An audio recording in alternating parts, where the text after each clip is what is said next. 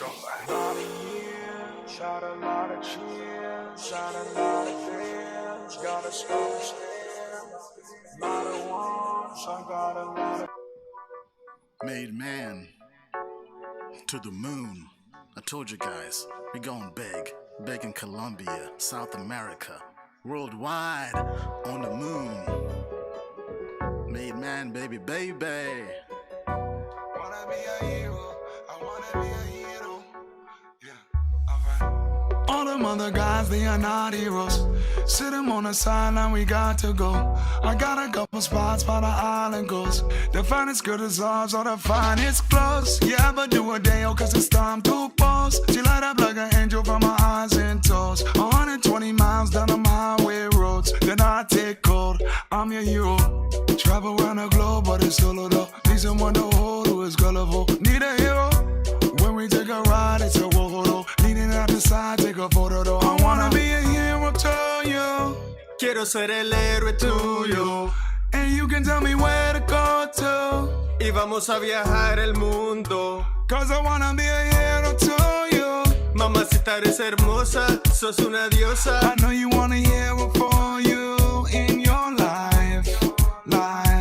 You can see the sky, I can see your eye. You and me tonight, be alive. This could be your life, say it be alright. Do or die, you can feel the vibe, you can see the rise. But I need to see a sign, breathe and kiss and fly. Mamacita, eres toda para mí, eres única. Eres única, y mamacita, ven aquí para mí, eres única. Eres única. I wanna be a hero to you. Quiero ser el héroe tuyo. And you can tell me where to go to. Y vamos a viajar el mundo. Cause I wanna be a hero to you. Mamacita, eres hermosa, sos una diosa. I know you want a hero for you in your life. Mami, en el rojo, me andan diciendo que estás buscando un héroe. Vámonos. Que te saca a pasear todos los sábados en el rojo. Hermosa. Quiero que sepa que eres la mujer más hermosa que he conocido en mi vida. Beso. Quiero viajar el mundo y hacerte reír todos los días al amanecer. Preciosa. Solo dime dónde quieres ir y viajamos first class. Let go. Mamacita, eres toda para mí, eres única. Eres única y mamacita, ven aquí para mí, eres única. Eres única. I wanna be a hero to you. Quiero ser el héroe tuyo. And you can tell me where to go to. Y vamos a viajar el mundo. Cause I wanna be a hero to you. Mamacita, eres hermosa, sos una diosa. I know you want a hero for you in your life.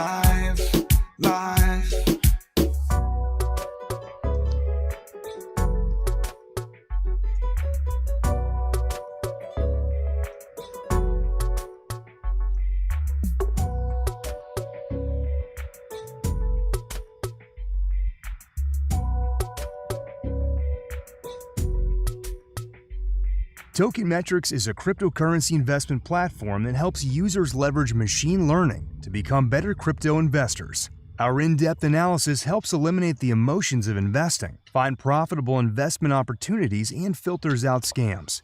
Learn more at tokenmetrics.com. Disclaimer: Token Metrics Media LLC does not provide individually tailored investment advice and does not take a subscriber's or anyone's personal circumstance into consideration when discussing investments, nor is it registered as an investment advisor or broker-dealer in any jurisdiction. Information contained herein is not an offer or solicitation to buy, hold, or sell any security. The Token Metrics team has advised and invested in many blockchain companies. A complete list of their advisory roles and current holdings can be viewed here at tokenmetrics.com/disclosures. All right. Hello, everyone. Welcome to the show. I'm Ian Velina, being joined by Bill Noble. Bill, how are you? Ian, hi, I'm doing good. Thanks for having me on the show. Awesome. Always good having you here. This is going to be a great show, as usual. Sunday, 6 p.m. Make sure you're subscribed to our channel and make sure you have alerts turned on so you get notified whenever we go live. Sorry for the delay, but we are here, as usual, like clockwork. We're here to give you crypto commentary, analysis, and crypto therapy. All right, so quick comments on people who are just joining the stream. Shout out to Dragon Ball Crypto. You were first on the stream. That's great. Shout out to Chuck, Chef God, Pedro, James, Mark, Attack Machine, Raro Bro, James, Yo-Yo. What's up? What's up? Red for Danger. Rami, welcome. Great to have everybody. We have YouTube in the house, Facebook in the house. What's up, Daniel? Twitter in the house, and Periscope. The Crypto Plan Group. Alice, great to have you here as usual. Broken System, yes, not investment advice. This is just purely our opinion. Yes, Sunday show. Awesome. Arnaud, Cephas, DJ Sirius. Shout out to Uncle Biz. All right. Well, it's going to be a great show as usual. If you have any questions you'd like to submit, let me actually open up the Menti. Go to menti.com. Go to menti.com. That's MENTI.com. Use the code 16550. That's 16550 to put in your questions. And today's show is really about stocks pumping. The economy is not tied to the stock market. Stock market is pumping, but the question we all have on our minds is crypto next? Is it alt season anytime soon?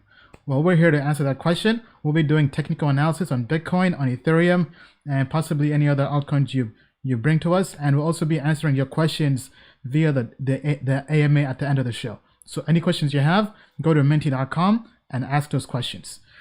All right, Bill. So first thing first, how does the market look? Okay, well, let's jump right into that. All right, so stocks. Wow. So this is QQQ, which is the 100 biggest tech stocks in the marketplace. And as you can see, not only did it rebound, but somehow they managed to make a new high. So this is the power of central banks actually not only printing 2 trillion in a week, but also using that money to buy equities.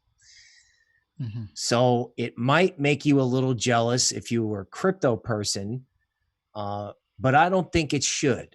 I think if they can pump stocks in an environment where, you've got all these unemployed people and the world burning, mm-hmm. then perhaps there's some hope for crypto.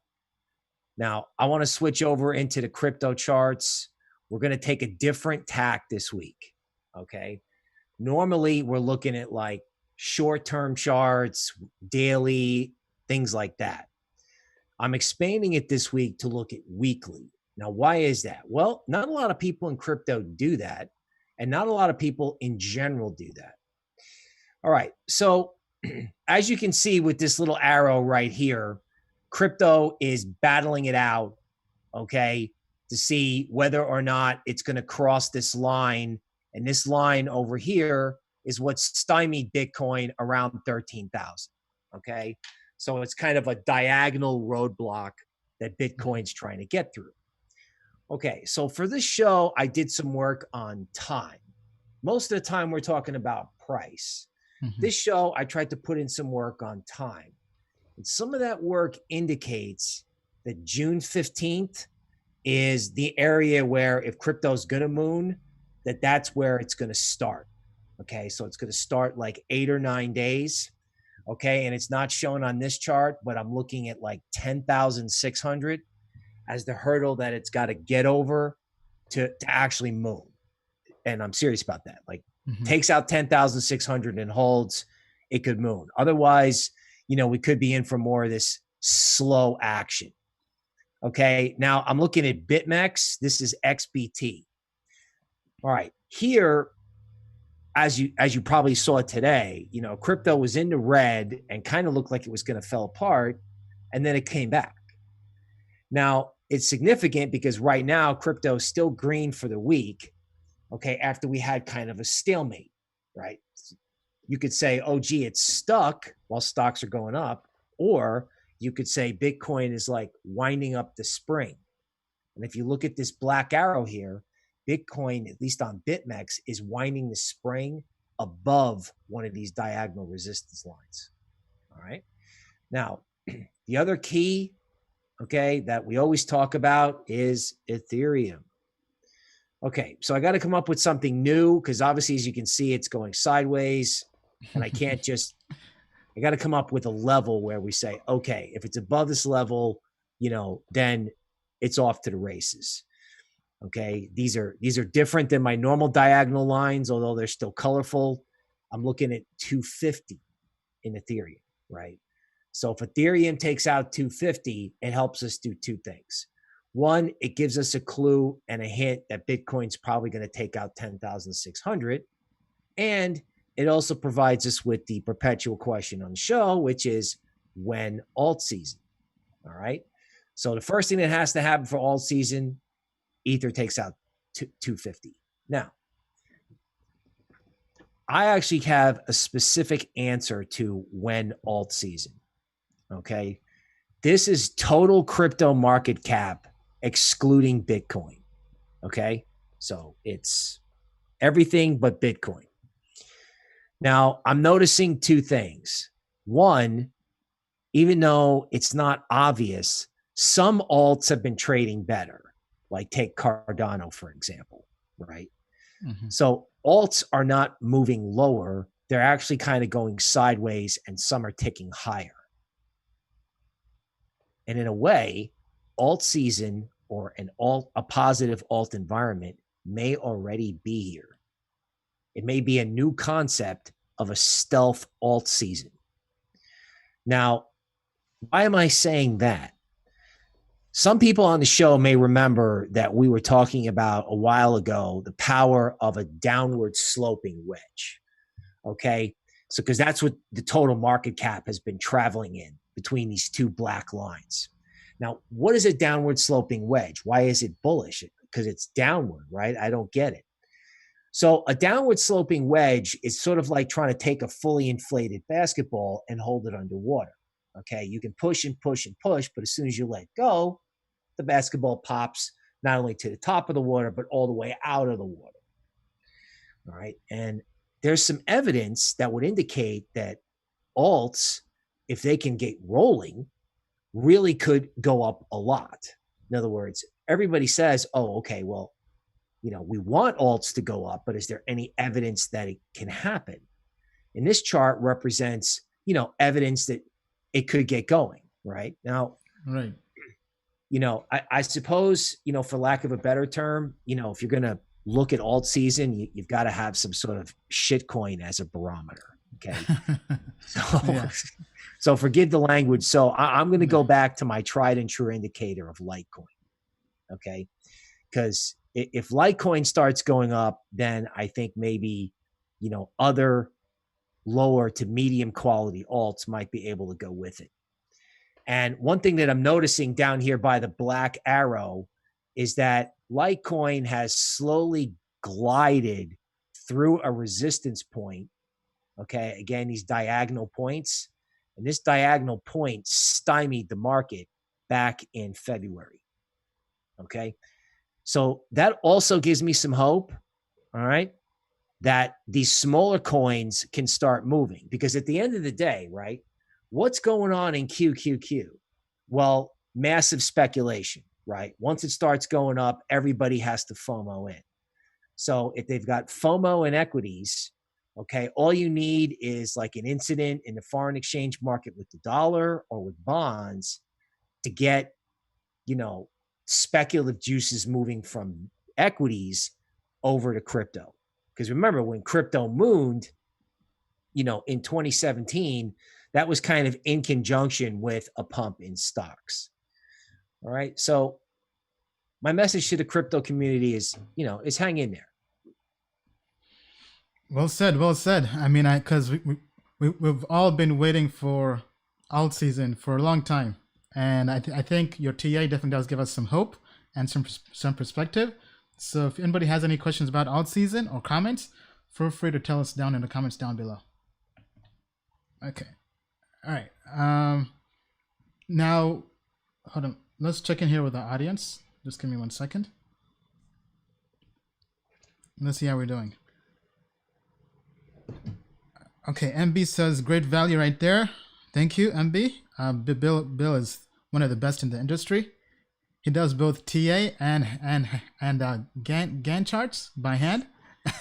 Right. So we cover everything at Token Metrics, from AI to having it actually done with a pencil. That's why I keep the pencil handy. Yeah. Hey, what's up, King Nick? Great to have you here. To the Moon Crypto, what's up? Good to have you here. Chuck says, what are your top picks now from 3 months ago? What changed? I would say for our top picks, please reference Token Metrics. Pretty much all the value investor ratings, those are always our top picks. We'll probably cover those here in the show. Actually, probably maybe a good segue for me to kind of show what Token Metrics says. Let me just pull that up here. So if you haven't yet already, we have 14-day free trial for Token Metrics. So definitely recommend you join and try out Token Metrics. Now, I do want to make an announcement. We may be removing the free trials sometime in the future. There is no set date yet. However, we're now really getting lots of customers, and the free trial was really something we established early on to kind of grow the company. Now that the company is growing and getting mature, we may stop doing the free trial. So if you haven't yet had a chance to take advantage of the free trial, now's probably your chance, because it's not going to be free forever. All right, with that PSA done, let me pull up here Token Metrics. All right, so as usual, typical disclosure. Let's get this out of the way. So looking at our ratings for value investor, they haven't really changed much. Bitcoin is still king. Bitcoin is number one. Ethereum, Cosmos is now back in the top 3. Zcash, Maker is a project we love. Binance, Neo, Zcoin, Matic is a project we love. Even though the TA is bearish, it's still in the top 10. And then Komodo is now in the top 10. The TA and Komodo has turned bullish, so this has changed. So long term speaking, as of today, long term I would say is any time frame, ideally 1 year or longer, but it could also possibly in crypto mean 1 quarter, because obviously not everyone is a day trader. If we now go to day trader ratings as of today, purely just day trading, Token Metrics likes Seal. Over here, even though fundamental technology is not good, as purely speculation as a trade for a day to maybe a swing trade, TA is very, very bullish on that. Then we have Cosmos again, Zcoin, Maker, IOTA, Komodo, VeChain, Helium, Zcash, and Nexo. So these are the good trading opportunities. So any thoughts on any of these? Any coins you like here, Bill? You know what I like here is the listing. Okay. So, it's almost like when I use Token Metrics, I think of it like the college football rankings, right? Mm-hmm. And when a certain group of coins makes out that top 10, like not just Bitcoin or Ethereum, but when you start to see Maker, Zcash, Cosmos start to pop into the top 10, mm-hmm. This was the configuration that led to the first Bitcoin up move. Okay. When Token Metrics first rolled out. So I actually look at the group of coins that winds up in the top. And I think this is capturing, not only the alts, but it's capturing like the market coiling process very well. All right. Well said. Well said. Okay. Let's check in here and see how we're doing. Okay. Sorry, just give me 1 second. What did I talk about? Long-term plays. So we just covered our top 10 picks long-term as of today based on Token Metrics. So I highly recommend you go check out the platform to have the full deep dive on that. Yusuf says, I would like to know when you guys rate something bullish on the value side, why would you change the rating daily if value is for long-term? Good question. Good question. So question is, why do the ratings change? This is a question we do answer a lot. So Token Metrics is built to cater to 2 types of customers. So the day trader ratings change every single day. They actually change, I would say, it depends on each token, but every 6 to 24 hours. While value investor, for the most part, the fundamental and technology does not really change. However, the TA does change because TA is based on price. So as we get more pricing data and the technical analysis indicators shift from bearish to bullish, we basically kind of aggregate that into one single holistic score. So this is really, so good question. So as a value investor, price still matters, because the fundamentals on a project could be good, but value is really what you pay to get something, right? So something can be valuable, but you want to get it cheap, right? So for anybody out there who's read books like The Most Important Thing by Howard Marks, who's a billionaire value investor, or even The Intelligent Investor by Benjamin Graham, they basically say you don't want to overpay for something. Something can be great, but you don't want to overpay for that. So by factoring in the monthly TA, that lets us know whether we're buying something cheap at a discount or whether something is overvalued, right? So for example, if we go here, Matic has great fundamentals. However, at this point in time, it's slightly overvalued. That's why the TA is bearish on it right now. However, going to Cosmos, Cosmos has good fundamentals, and right now the TA is bullish, so it's telling us that it's very undervalued. So that's kind of how we would use Token Metrics to really look at something as a long-term investor. Because something, for example, Bitcoin has great fundamentals, best cryptocurrency out there. However, buying Bitcoin at $20,000 that's when it was way overvalued, right? So that's when, even as a long-term investor, you still want to kind of almost buy the dip. You want to get in at the right time. Obviously, timing the market is very tough, but the idea with this is really to kind of approximate and be somewhere close in the area. Anything to add to that, Bill? Well, I think when it comes to crypto, the most important thing is don't FOMO, right? So you might think that, hey, the market's in a range, this, maybe we don't need a lot of analysis. Actually, you need analysis when the market's quiet. When it starts pumping, okay, and you jump in, okay, you can start to get chopped up, all right? So don't FOMO in crypto, right? Everything moves up and down, and ranges are some of the best time to do your homework. I think that's one of the best quotes I've heard in a while, Bill. Don't FOMO in crypto. Let's trademark that. All right. Well, let us know what you think down in the comments below. Okay. Any other charts you want to pull up, Bill, for crypto therapy? Yes, I'll actually do one more. Okay. We'll take a shot at some advanced macro for our audience. Okay. So this is the interest rate on the US government's 10-year note. Okay. And as you can see, there was a big green candle, which means interest rates went up because, according to the stock market, everything's fine out there. Therefore, there's no need for extremely low interest rates, at least for a trade.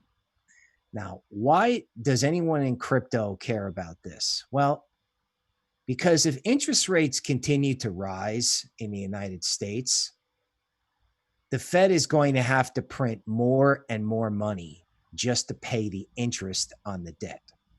Okay? That's just keeping it simple.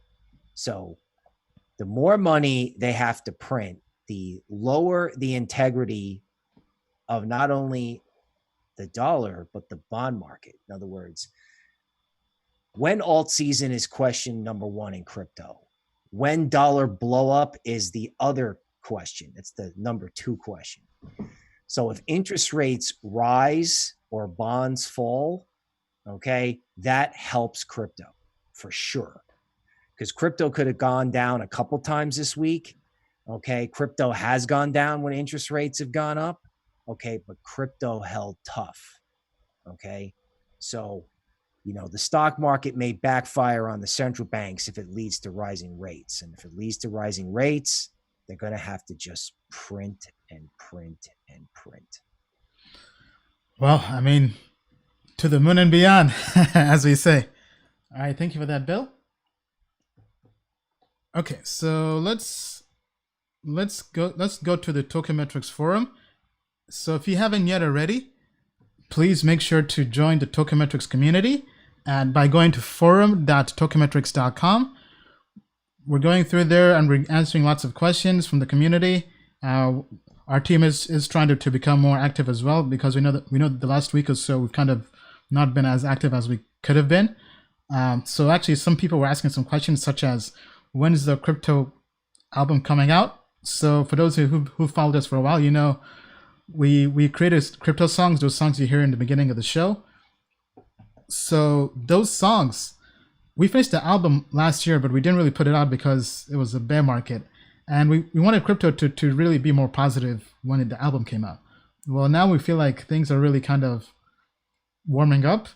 So right now we're looking at launching the album across all streaming platforms. So that's Spotify, Apple iTunes, all the others out there, Google Play Store.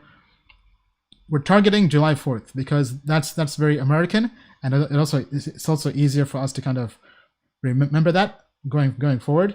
So right now, target date is July 4th. The album name is called it kind of fits our brand, so that the album is called To the Moon and Beyond. That's basically the entire Token Metrics brand. So it's a global album. We have music from all over the world. We have hip hop, reggaeton, R&B, guitar, all kinds of eclectic music, right? So it fits all kinds of demographics. It's a global kind of kumbaya, let's all go to the moon and beyond together type of album. So thank you for everybody out there who's shown support. We're very excited to launch the album. Right now, the only thing remaining is just the album cover. But once that's done, everything should be good to go for July 4th. So we're very proud for that. All right, now back to crypto. Okay, so let's take some questions here. So I did answer that question about the music album. So somebody's asking about Filecoin futures. I don't think that's available on TradingView just yet.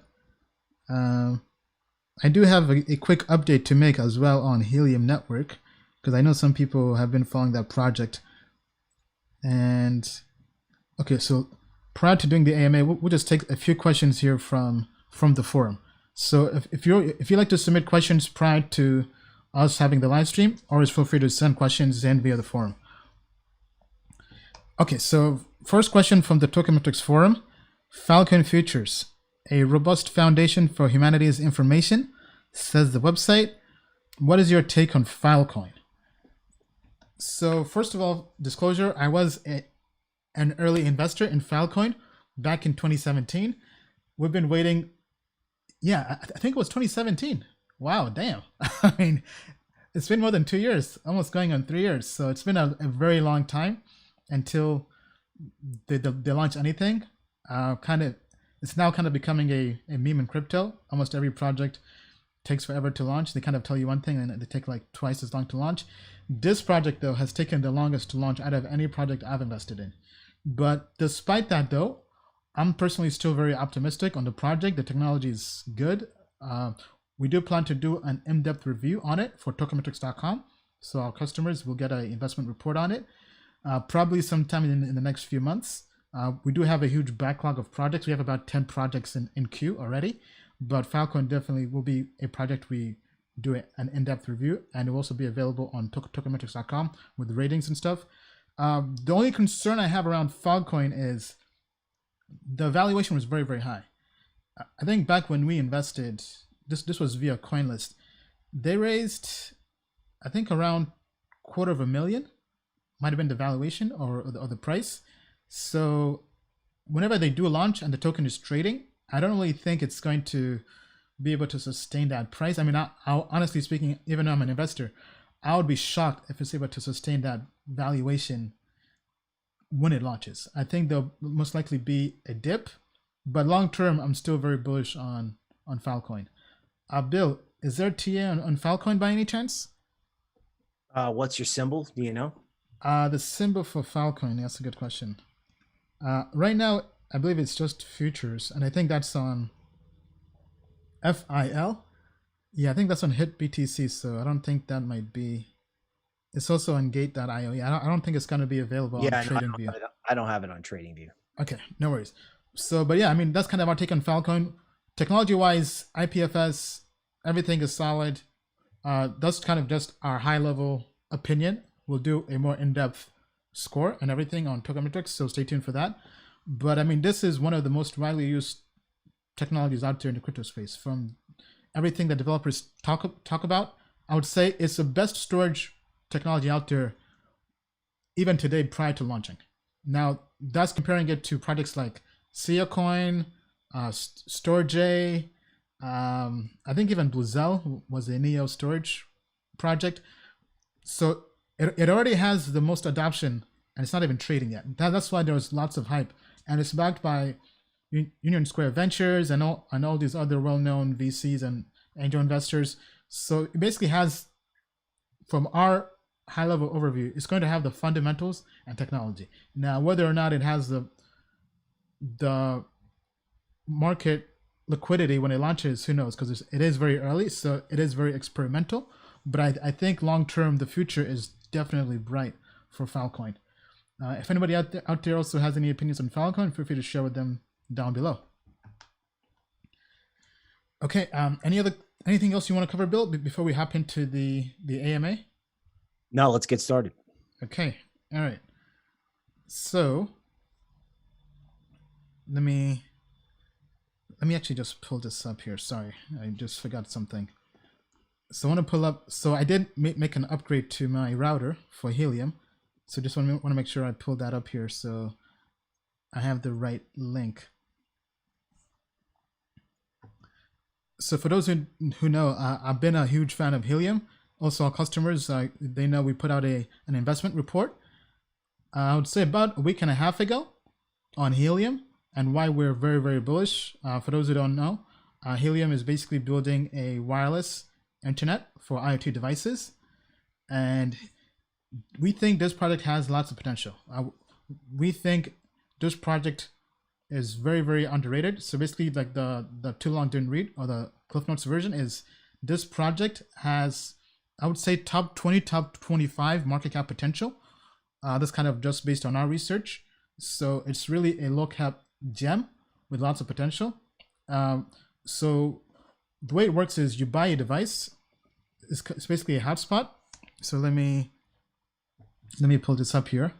So this is the device I currently have. I've had this since last year, but the issue with mine is I'm basically in the middle of nowhere. I'm basically in the suburbs here in Maryland, about half an hour from DC, and there aren't really any other hotspots nearby that my hotspot can talk to earn tokens. So from talking to other friends, people like Barry, who's also on the show, who's a fan of the show, he's been crushing it in New York City. New York City was the second region to launch the Helium network. So Helium is based in San Francisco, and when they launched in Austin. Actually, sorry, they're based in Austin, Texas, and San Francisco, I believe. But when they launched in Austin, Texas, basically where Bill is, and then they also launched in San Francisco and then New York. So those three regions have the most coverage of hotspots. So as a result, people there are just printing money, basically. Long story short, they're printing money. While people like us here in other parts of America where it's launched, because right now it's not launched globally yet, they aren't really earning as many tokens. So one way to really get past that is to upgrade your device, your antenna. So the stock antenna, so pardon me as I kind of get technical with this, the stock antenna that comes with the device is 1.2 dBi. So basically that's the signal strength.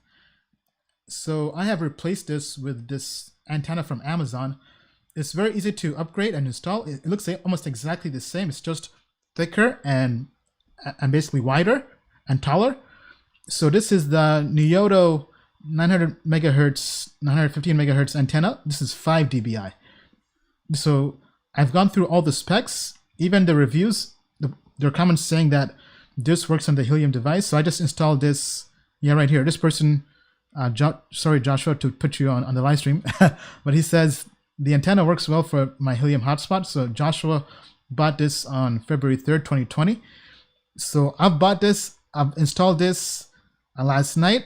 I'll keep you guys updated in terms of how effective it is, whether I start earning more tokens by installing this. In the future, I also want to get bigger antennas. There's some antennas that go as high as 9 dBi or even 12 dBi. I saw one for 12 dBi. Those antennas are really meant for outdoors, where you put them outdoors and you put them either on the roof or somewhere and you just hang it. Now, I'm not sure whether this will help too much, because obviously an antenna is just one factor. The other factor is how many people are in your region. So if we go here to the Helium map, this is network.helium.com/coverage. So Helium is already blowing up. As you see here, over 4,000 hotspots. So basically, they already have over 4,000 nodes basically on the network. And as you see here, most of them are on the West Coast here in California, here in Seattle, Portland area, New York region as well. I think we can zoom in as well. So Midwest is pretty bare. DC has some. DC is slowly coming up. But I mean, I'm personally very bullish on this project. That's why I'm investing in this. And I also do plan to buy some tokens as well. Actually, I do have some orders on Biloxi already.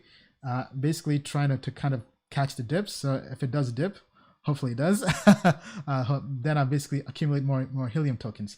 But yeah, I mean, that's kind of my take on it. Bill, any comments on Helium by any chance? You know, I'm going to leave that in your capable hands. I just think, you know, I think it's great that somebody is out there doing something that has a use case in the small coin space, right? I think that matters, because it only takes one project or one coin to get something going. Really. Yeah. Well said. Well said. So some questions here. James says, would Helium Box work in the UK? Don't quote me on that. Right now, technically, it's not supported outside of the US. However, I'm not sure if buying a device in the US and shipping it to outside the US, whether it would not work. I mean, because if we go here to their map, I'm seeing some devices outside the US. So I'm seeing people here in, this is Central America. This is Guatemala. There's a device over there. Not sure how that got there. Then here in San Juan, Puerto Rico. So it looks like it is possible, but I mean, then I'm seeing one here in Brazil, it looks like. So it looks like it's possible. I'm not sure whether those are just maybe employees who have their own devices and they're testing. But let's go to Europe. Okay, I do see some devices here in Europe. Yeah, so honestly, I would go to the forums, to the Helium forums. So the forum is community.helium.com. So if we pull this up here, just go here and just do a search. They also have Telegram group that they've just opened up as well, and also the Slack channel. So honestly, it looks like some people are getting their devices online. I think they're doing some kind of workaround. So, because technically, I don't think they can block the device once you have it.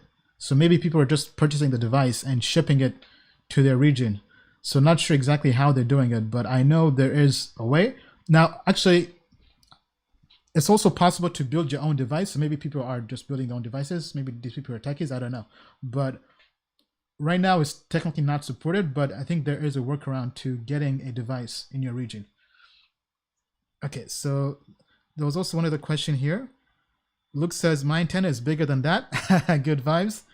Yeah, so I mean, I definitely do want to try out the bigger antenna, because the one I've kind of saved is the 12 dBi antenna, and that can go a long distance. So let me see if I can pull up the distance here. Just give me 1 second, because I think this is pretty crucial, because this is a project we are pretty bullish on. So it does make sense to kind of share all this different information we have. So just give me 1 second, because distance matters, and trying to understand why dBi is crucial will help out. Sorry, just give me 1 second here.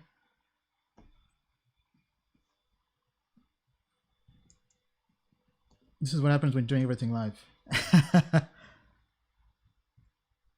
So as I pulled this up, there are basically two types of antennas. You want to make sure you get the exact antenna that fits the device. So the Helium devices, the devices they support, the antenna that it supports is a omnidirectional antenna. So don't get the unidirectional antenna, meaning that one way. You want a omnidirectional antenna. That's very vital.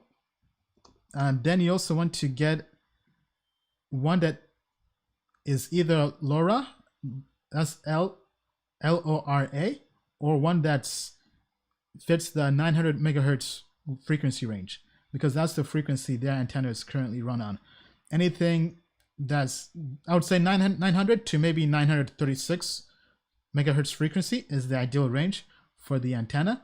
Anything outside of that is not really going to work. If you go on the forum, they do have a list of recommended antennas that they claim work on the Helium device, but you want to make sure that you basically have the same exact specs. So what I did is I just went to the forum. Somebody posted there the specs on the antenna, and I tried to find one that has the same exact specs. So here, let me share my screen.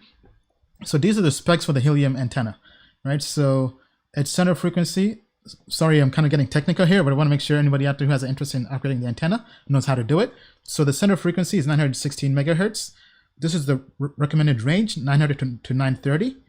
So if you find an antenna that fits this entire spec, but has a larger peak gain, so the one I got basically has the same specs, but has a 5 dBi peak gain, that basically means it's 4 times stronger than this antenna, than the stock antenna that comes with the hotspot. So that's one way you can kind of do it. Then, okay, so this is, okay, so in terms of distance, okay, yeah, sorry, here, just found what I was looking for. So for example, I'm not sure how accurate this is, but this is from simplewifi.com, and they're claiming an antenna that is about 2.5 dBi, omnidirectional, will get you about 300 feet worth of range. So the one I've gotten is 5 dBi. So I have about 500 feet now worth of range with this antenna. So the stock antenna that comes with this device, with the Helium, is 1.2 dB. So it probably gets you maybe 150 feet, maybe at best case 200 feet. Even though the team recommends that the devices are more than 300 feet apart, but it looks like it's not really the best case. So anyway, I think it makes sense to upgrade the antenna. So I highly recommend you go to the forum.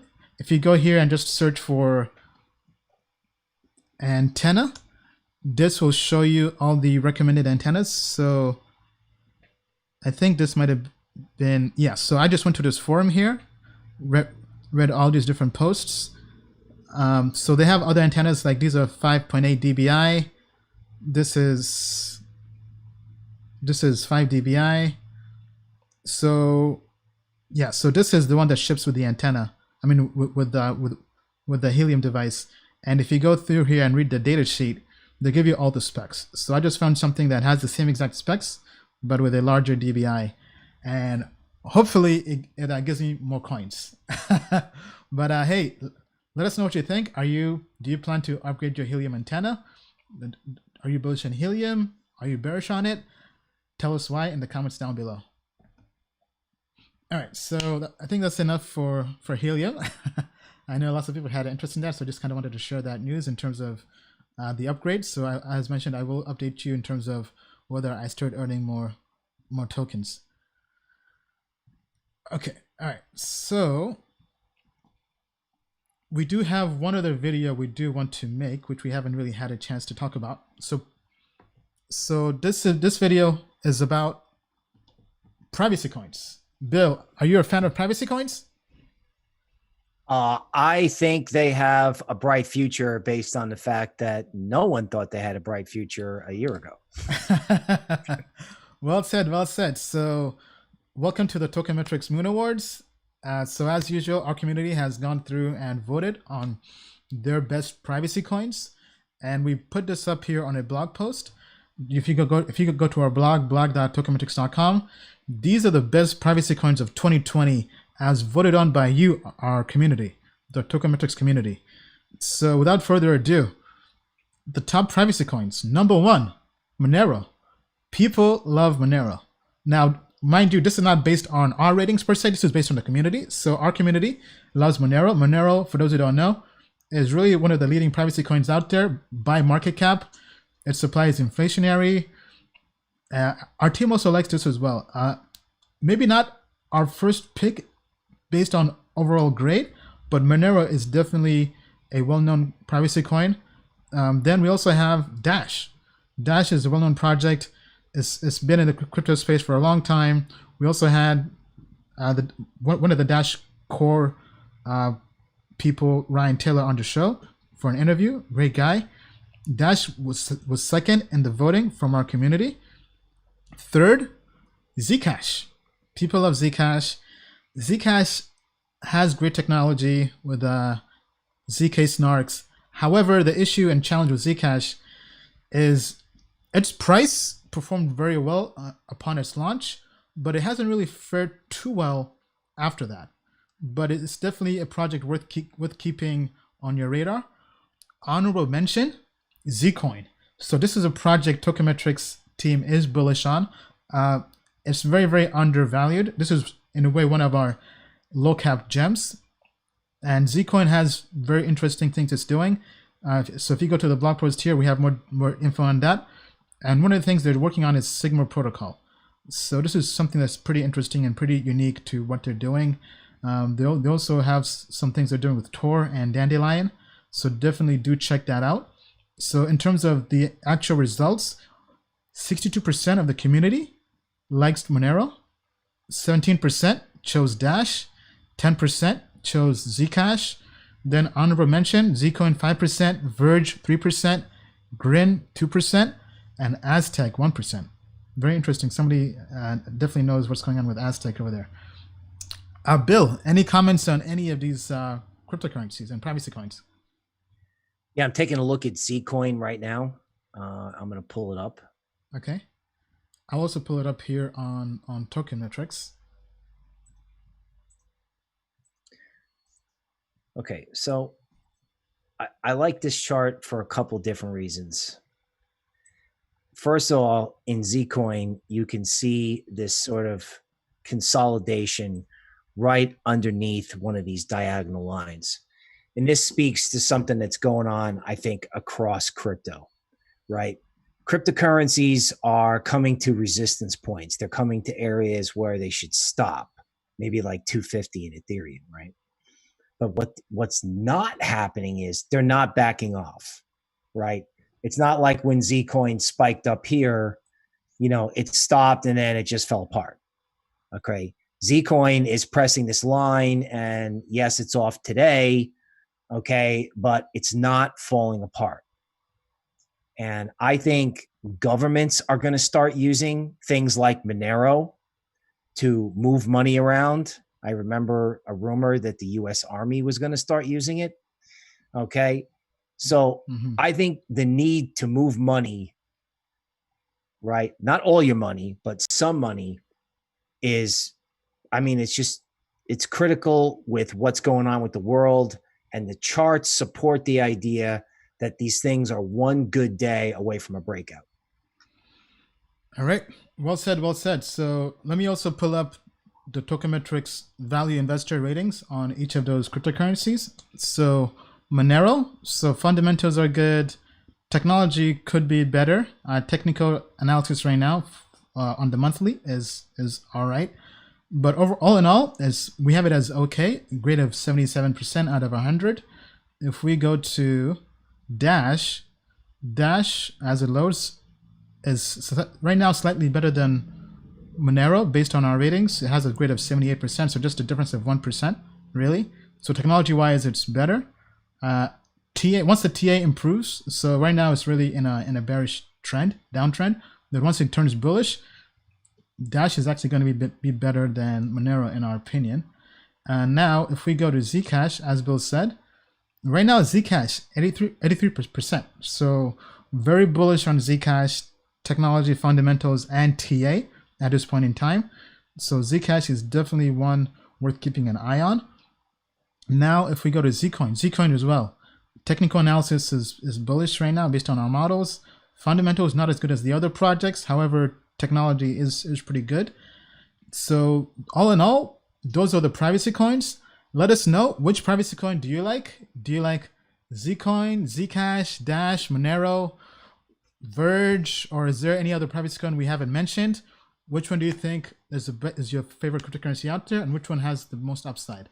Let us know down in the comments below. Thank you. All right, so now let's go to the AMA. Let's see how people are doing. First, let's check in with the comments. Christopher Brown says Zcash is trash. Tell us how you really feel. James says, love the new price bar at the bottom of the screen. Glad you added it. Yeah, thank you. Thank you. That was something that people were requesting. So we figured out how to add live prices. So now it looks like a real TV show. Okay. MetaHash, are you still bullish or bearish? At this point in time, I mean, MetaHash has unfortunately underperformed. So, I mean, looking at the TA, it's not really, last time I checked, in any kind of bullish trend. So right now, I would probably maybe hold off on it until things get better. Somebody's asking about what price points do I have for Helium on Biloxi. So I have orders all the way from 15 cents to 20 cents to 25 cents. So I've kind of staggered my orders on Biloxi. Hey, love your work and appreciate your generous sharing. Wendy from Tasmania. Thank you, Wendy. Wendy on Facebook. Great to have you here. How far does the Helium box reach? They claim it goes up to 300 feet. So with the antenna, hopefully I've now at minimum tripled that distance, or at least quadrupled that distance. Okay, somebody says you can get it in the UK this summer. The Helium team has told him. Okay, that's good news. That's good news to hear. Okay, so now going on to the AMA. So do you like RSR, Reserve Rights, backed by Coinbase Ventures? Silicon Valley team reminds me when XRP was at 0.5 cent. So we have covered Reserve. I know they do have 2 tokens, so I want to make sure that's the right one I'm thinking of. That's the one that can appreciate in value. Yeah, so we do have Reserve Rights. Right now, the score hasn't really been good for Token Metrics in terms of long-term for value investors. Yeah, it hasn't really fared good. Fundamentals are pretty decent, but technology-wise, our developer didn't really like it too much, and the TA is not so good at the moment. Bill, are you able to pull up Reserve? It's RSR. All right, I've got it right here. Let me just pop it on the screen.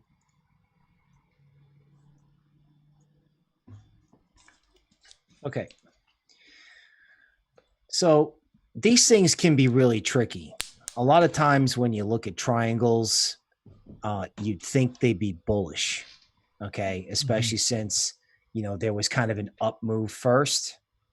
Okay, but I don't think I'd be piling into this, because sometimes these triangles can have like messy bearish ends to them.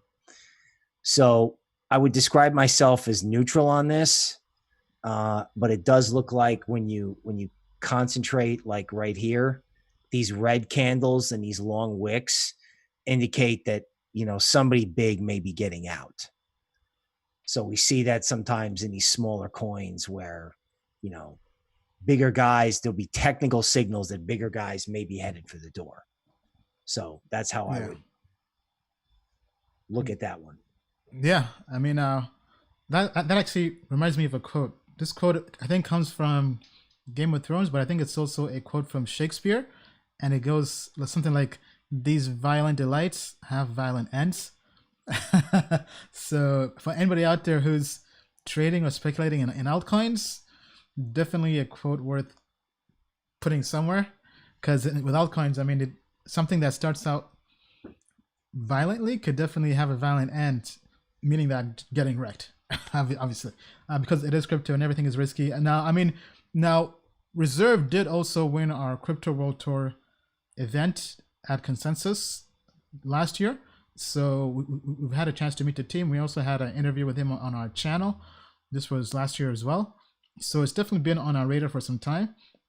But I think there's still room for growth and room for improvement. Now, that's not saying we don't like it per se, but we're just saying at this point in time, it's not really our top pick. Now, stablecoins we do like. We also did have a stablecoin vote from our community. So if I open up this and go to our blog, so if we go to the best stablecoins of 2020, as voted on by you, our community likes Tether. Tether has the most trading volume. I myself personally and our team don't really like Tether, but obviously it's the community and the entire space in general just likes Tether based purely for liquidity. DAI, in my opinion, is my favorite stablecoin at the moment, based purely on our research. It's the king of DeFi. You can't really do DeFi without having DAI.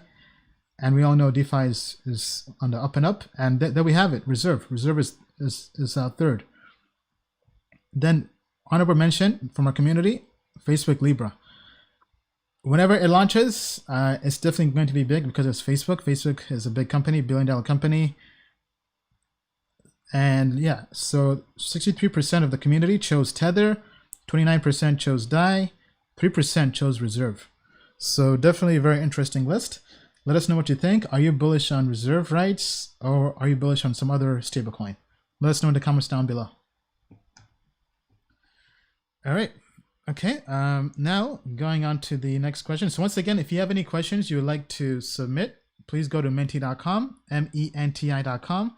Use the code 16550. That's 16550. Okay, I think this question we already answered from YouTube about why the altcoins are changing. So let's skip that. Okay, this is probably a question for Bill. So question is, I've heard there are two types of ETFs. Would this be a good time to invest in it? Okay, I'm guessing he's talking about some type of exposure to crypto. I mean, to my knowledge, is that true? I don't think crypto ETFs have really launched. I know there's the Grayscale Trust, which I think is different from an ETF. Right. So, as I understand it, what they have in crypto, they're called trusts. So you buy them and sell them like a stock, okay? But they're really like, I don't know, I call them like exchange traded notes. Mm-hmm. An ETF is got all kinds of special SEC designations. So like GBTC is going to track Bitcoin, but frequently because retail investors in equities are too scared to actually do crypto, mm-hmm. things like GBTC can trade at huge premiums relative to the crypto that they actually hold. So you have to be careful with these things because not only is it crypto, but it's retail stock investors in crypto, and these things trade at huge premiums, right? Because again, people just want to be able to trade stocks. Now, one of the good things about GBTC is, you know, you do get some tremendous price moves. Okay. Like GBTC bottomed at 5, okay, and went to 10 or 12. Okay. Which is pretty amazing in like the world of equities. So it can be a way to play Bitcoin if you just can't get a crypto account open. Yeah, I think well said, because I've also pulled up here on Google. So 2% annual fee to just invest in Bitcoin. I mean, you definitely are paying a premium if it's just one coin. I mean, because they aren't really doing any kind of arbitrage or anything like that. It's a pretty hefty management fee. I think it probably makes more sense to just buy Bitcoin outright from an exchange and just kind of store your own crypto. But hey, maybe it's kind of, I think it's mainly meant for institutions. Is that correct, Bill? Or is it honestly, retail? I think GBTC is probably more meant for retail. More retail? Okay. Right. In other words, people who have stock portfolios, who just only do stocks, right, and don't want to migrate over to Coinbase. They just do GBTC because when Bitcoin really moves, it goes up 40%. So people got hooked on GBTC in like 2017, and they haven't been able to get off of it since. What I'm saying? It's like sugar. So it may not be good for you, but people like it. So we're definitely not going to discourage anybody from investing in crypto because, frankly, it can be a learning tool, right? If you have a stock account, but you don't have a crypto account, you want to get involved. Okay. Yeah. I mean, maybe even just investing with your 401k, maybe people kind of get employer match with this. I have no idea, but maybe that's an option.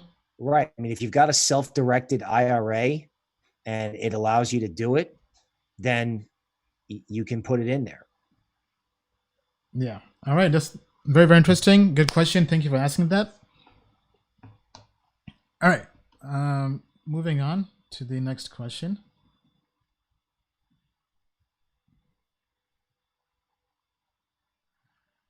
Okay, this is a question about researching something. Haven't really heard of that. Let me just try to skip ahead. Okay, this is an interesting question. Haven't really heard of this kind of question before. Okay, question is, have you ever experienced sudden wealth syndrome? Okay, yeah, I've never heard of this term phrased this way. Let me see if I can Google just to make sure it means what I think it means. But basically, okay, so I've pulled up here. There is a definition from Google and Wikipedia. So they claim sudden wealth syndrome is a term given to a psychological condition where the overwhelming pressure of unexpected and/or abrupt fortune can develop into emotional and behavioral afflictions. It can also be referred to as an identity crisis. Okay, then symptoms include social isolation, paranoia, uncertainty, shock. There is no medication. Causes: sudden lottery winnings, large inheritances, gambling winnings, trading cryptocurrencies. That's beautiful. They have crypto there. This is on Wikipedia. Wow. Okay. Yeah, I've not heard of this at all. But I mean, crypto has transformed people financially. That's something we all know. I think that's why lots of investors and traders gravitate to crypto, because there's life-changing money in crypto. Now, I think with anything, not just crypto, with anything, there's always pros and cons to it. So obviously making money very, very quickly. Like, for example, I've shared my story of how I went from working a 9-to-5 job to quitting and becoming a crypto millionaire and feeling like I was on top of the world. But I've also shared my downsides and the things that come with that, to getting publicly hacked on a live stream, losing millions through a hack, to getting death threats, having to deal with the FBI regarding death threats or hacks. So not everything is just complete bliss, right? Obviously, I'm not here to complain, right? Because obviously making money is definitely something that I'm very fortunate to do. But I haven't really thought of it as a syndrome per se. Bill, do you have any comments on this? Sure. So it is kind of a well-known fact that, if you just took a statistical study of most lottery winners, that, a lot of them wind up broke or with serious problems, right? Okay. Whatever problems you had before you made money, you're still going to have those problems after you make money. Okay. So we actually advocate, emotional balance. Some of the best crypto guys I know, like one guy surfs, right? So yes, you want to get ready and avoid, losing money, but you also want to keep your head straight in the event that you make a lot of money, right? Because you want to make sure you do the right thing once you have it. So crypto does a lot of things, right? But it does not cure your emotional problems. It doesn't. Absolutely. Absolutely. Yeah. I mean, to kind of add on to that. So yeah, I mean, as Bill said, crypto, if anything, I would say making money in general magnifies your strengths and your weaknesses. And to me, I feel like no matter how many times people tell you, hey, or rather, no matter how many times you try to prepare what will happen once you have money, whatever happens is always completely different, right? You can tell yourself, you know what, I won't do this, I won't do that. But at least for me, once you get some success, you definitely do act different. Sometimes good, sometimes bad, right? So, and I think for me, I definitely had to go through some learning pains. I think it was definitely a phase. I think that's really the best way to kind of define it. It was a phase I had to go through. It's kind of like growing pains. It's something I had to go through, experience, and then come out more mature afterwards. Because I think it was probably almost impossible for me, at least based on who I am as a person, to just kind of learn from a book or just learn from words. I had to kind of go through and almost in a way get my own wisdom through experience, through failure, through trying something and failing. So I think that's kind of the best way that I can really describe that. Because now obviously I'm just kind of talking, but I can't really predict the future. But let's say I were to make more money, I think I would definitely act a lot more different because I've kind of been there, done that, which before maybe was not really the case. I mean, yes, I had some money working at IBM, but it wasn't really like FU money. I mean, so I think to me, my issue was I was also young, right? So you kind of feel like you're on top of the world in a way. But I mean, as I mentioned, it was a phase, right? And the good thing was it was a short-lived phase. Because for me, my phase of kind of going through all that was probably a year, maybe a year and a half. But on the downside, though, it also, in a way, does kind of make you paranoid. Because in a way, I was kind of on top of the crypto world. And I was traveling around the world, getting so many business development opportunities. So many people were kind of stroking my ego. And so many people wanted to work with me. In a way, I kind of began to doubt people and their intentions, whether they're authentic, whether they just wanted to kind of use me for my money or use me for my fame.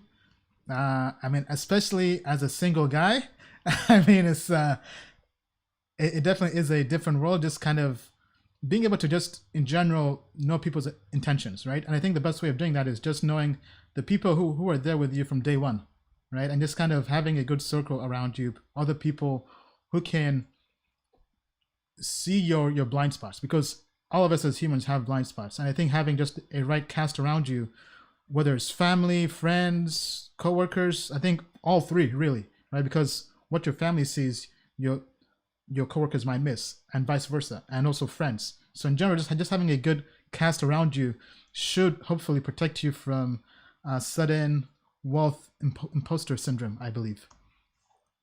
All right, let us know what you think about this syndrome. I mean, anybody else have this or heard of this? Tell us in the comments down below. All right, how are we doing on time, Bill? I'm good. You good? Okay. All right, great. I always learn something new on the show. All right, let's see here. What are the questions we have?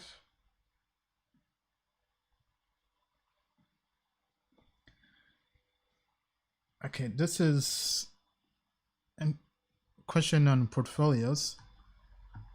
What percentage of your crypto portfolio should be Bitcoin and Ethereum? Okay, very interesting question. Bill, do you kind of want to maybe begin this off from your perspective? Okay, sure. Let me start with this. I would say probably close to 60%. Okay, it depends how you want to split it up. in traditional equities, right? You're going to have 60 stocks, 40 bonds. Okay. Now that's old school. Now, a different idea is to have Bitcoin be, say you have 10 coins, to have Bitcoin and Ethereum only make up, say, 30%. Okay. So it depends how you want to do this, right? Like if you want to be an alt player, okay, it's probably 30% because you want your money where, you know, the 10 and 15 X's are going to be. Okay. If you're a person who believes that, you know, crypto represents like a whole new financial system and, you know, there have been so many mistakes made in legacy. And if you pick up a newspaper today or read some online news, you know, it's just pretty clear that we're going to need new alternatives, then it's 60%. All right. So for those who follow me for a while, you know, I'm very, very bullish on altcoins. So to me, what is conservative to others is very risky, right? I mean, because even what Bill mentioned, I think that this is why it also helps having kind of different opinions, right? Because I also kind of learned from Bill as well. So for me, a balanced portfolio is almost 90% altcoins. I know that may seem very aggressive to people, but so for example,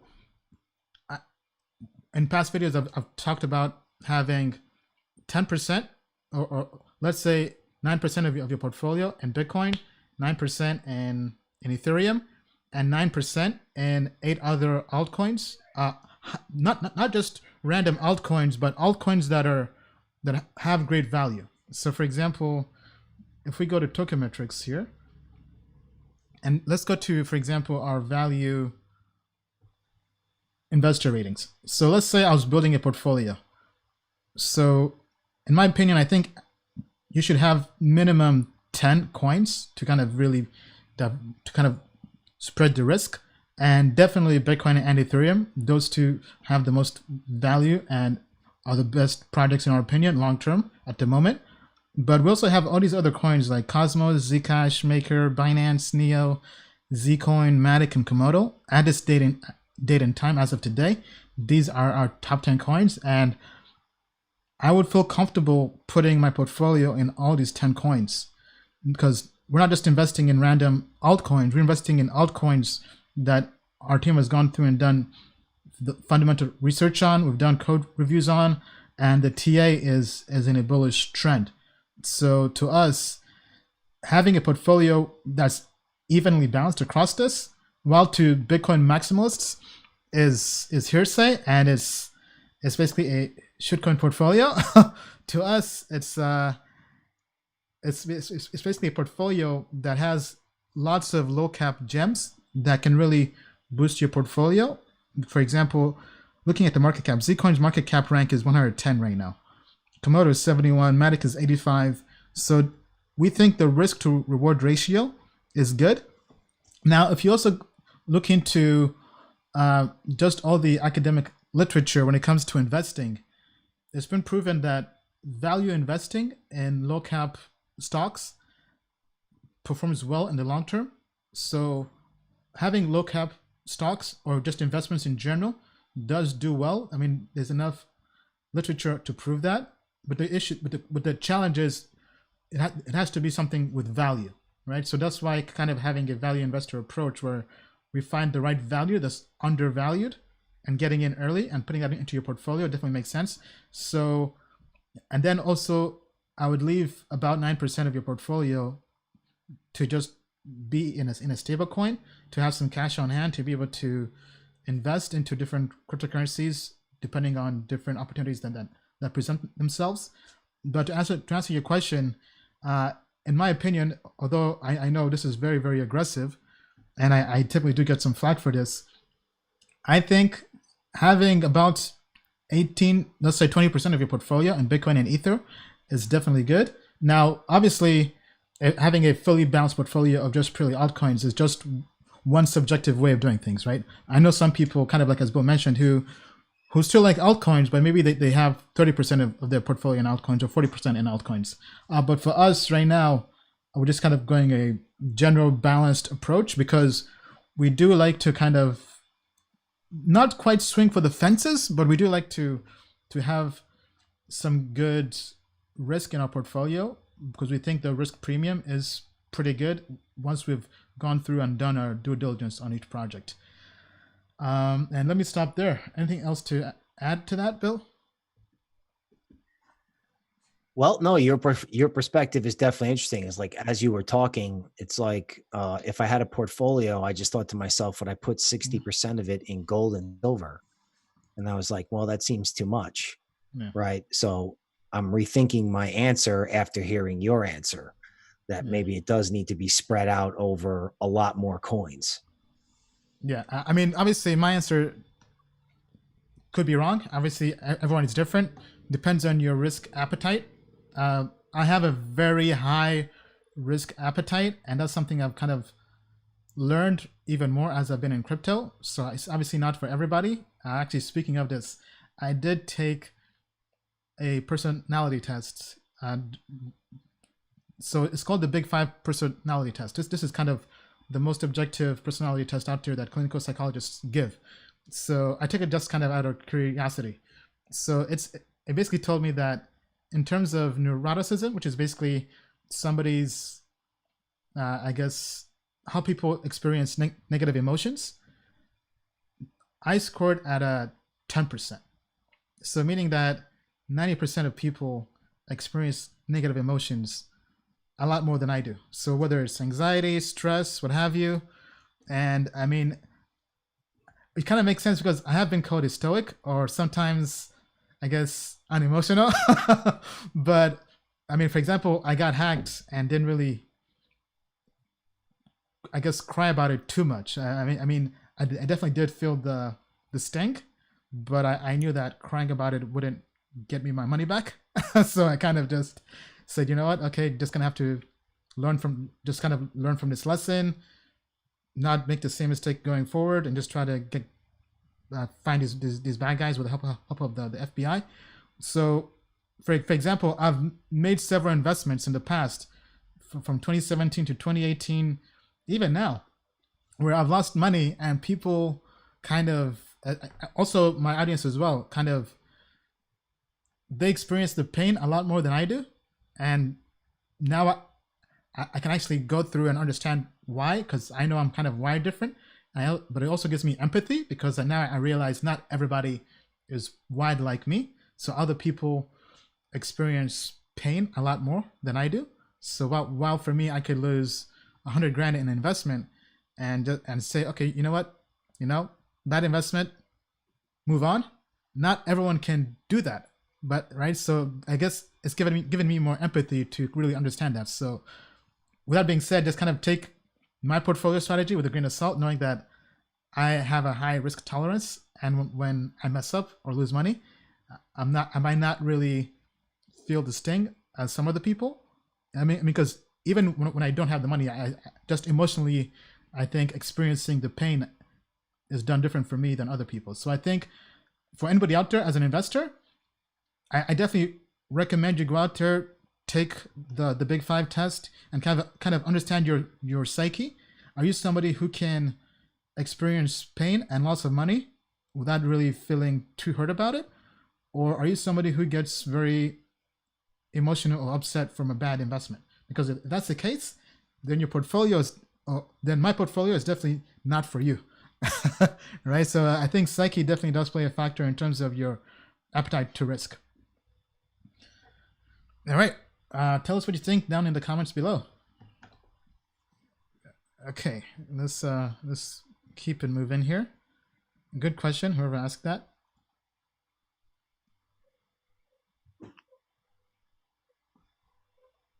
Okay,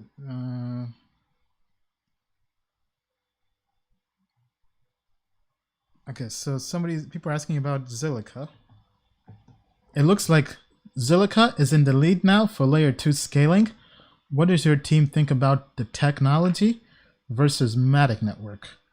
Okay, so as Bill pulls up the TA side, let me pull up the technology. So if we go here, we're looking purely at value investor ratings. So let me pull this up here. Zilliqa, right now, I mean, so we do like the project has a Token Metrics rank of 18th, while the market cap rank is 39th. So there definitely is some upside here. Grade is 77.8%. Fundamentals 76%. Technology 85%. So technology-wise, it's a good project. But right now the TA is not really there according to our monthly models. Curious to see what Bill has to say. Now, if we pull up Matic here, Matic technology is better for us and fundamentals are better. It has a grade of 79, market cap rank of 85, and Token Metrics rank of 9. So this has even more upside. Now, I mean, these products are still good projects, right? So if we go purely based on technology, Somatic is number 5, purely based on technology grade. Zilliqa is in the top 15. So both definitely have good technology. Zilliqa can improve its fundamental grade. Bill, what's your take with the TA? Okay, so here's Zilliqa. So this is fascinating because right down here at the black arrow in March, you can see people. Oh man, what a pump! Completely giving up back in late March, right? And then when you come over here and you look more in depth at the chart, you see these green candlesticks with these long wicks.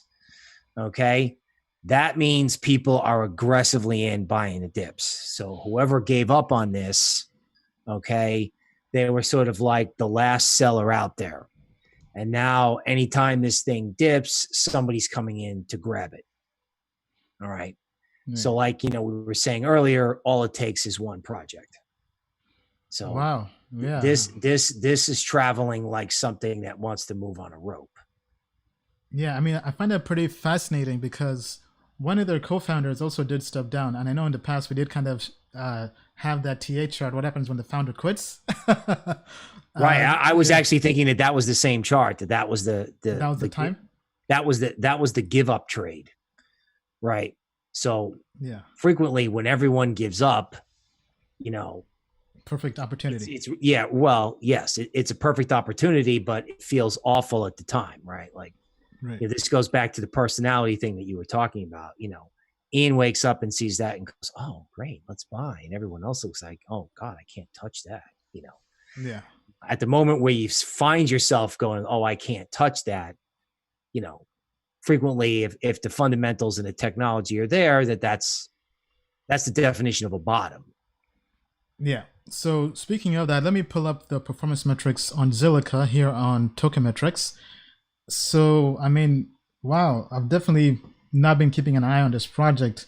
So month to date, it's up 45% versus, 45% versus 1% of Bitcoin. 3 months, it's up 208%. If we go year to date, it's up 380%. I mean, that's incredible. And people have been looking for altcoins. Well, I mean, alt season, kind of, as we said earlier in the show, it's kind of been in stealth mode. So Bill talked about altcoins being in stealth mode, where a few altcoins are performing very, very well. Looks like this is one altcoin that has performed very, very well this year. I mean, that's a hell of a year for anybody, especially if you have lots invested in that. That's amazing. All right, let us know what you think. Are you bullish on Zilliqa? Actually, speaking of that, let's compare this with Matic Network performance metrics. So, as Bill pulls up the TA on Matic Network, so here performance metrics on our end. Matic hasn't really had a great year in the last 6 months, but year to date it is up 46%. Looking at our metrics over here, so it definitely hasn't performed anywhere close to 380% like Zil has. Bill? Coming right up. Okay. Okay, so let's talk about this. So last week we were talking about how, Matic Network came off, and it's possible that people who were trapped, okay, by this gigantic decline, right? In other words, everyone was buying, if you remember that, okay, and then it crashed. So it feels like people are using this opportunity to get out of Matic, okay, even though it's a good project. Wow. Right. Mm-hmm. So, frequently when you have these type of moves where people get trapped, everyone will sell the first one or two big rallies, and Matic will experience its own version of a give up trade. I'm not saying it's going to look like Zilliqa, but there may be a point coming up here where people go, oh, I give up on this. Okay. So if you're looking to buy Matic Network, you're actually looking for like a really dark day. So Zilliqa's up 25%, Matic's down 25%. That's the day to get into Matic. Well said, well said. And Token Metrics actually does also back that up as well. So if we go here to the Matic technical analysis, it's bearish at the moment. So it's kind of good kind of seeing how the AI also works with the human element of Bill, right? So yeah, I mean, right now, if we go here, technology fundamentals haven't really changed much. They're still solid, but the timing is not really the right time to get in. Now, I mean, but going back here, if you have a portfolio with more than 10 altcoins, we still do think having some exposure to Matic does make sense. But if you have a portfolio with a lot less than that, then probably not the best thing to do. But yeah, I mean, long term is still a good project, but right now timing is not quite there. All right, so what do you guys think? Do you think Zilliqa or Matic is going to win out? Do you think one of them will really win layer 2 scaling? I mean, Zil is a blockchain, so it's kind of different, but it is also trying to help. I mean, it is trying to kind of not help, sorry, but replace Ethereum in a way. So while Matic is built on Ethereum and is focused purely on scaling, but they both kind of do have the same use case, really just kind of allowing dApps or applications to run in a much faster protocol. So tell us what you think. Do you think one or the other will win? Let's see who wins in the comments down below. Okay, all right. Going on to the next question here.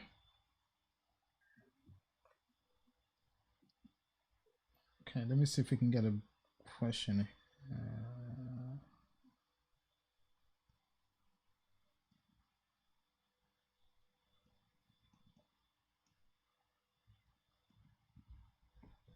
Okay, okay, here we have a question for Bill.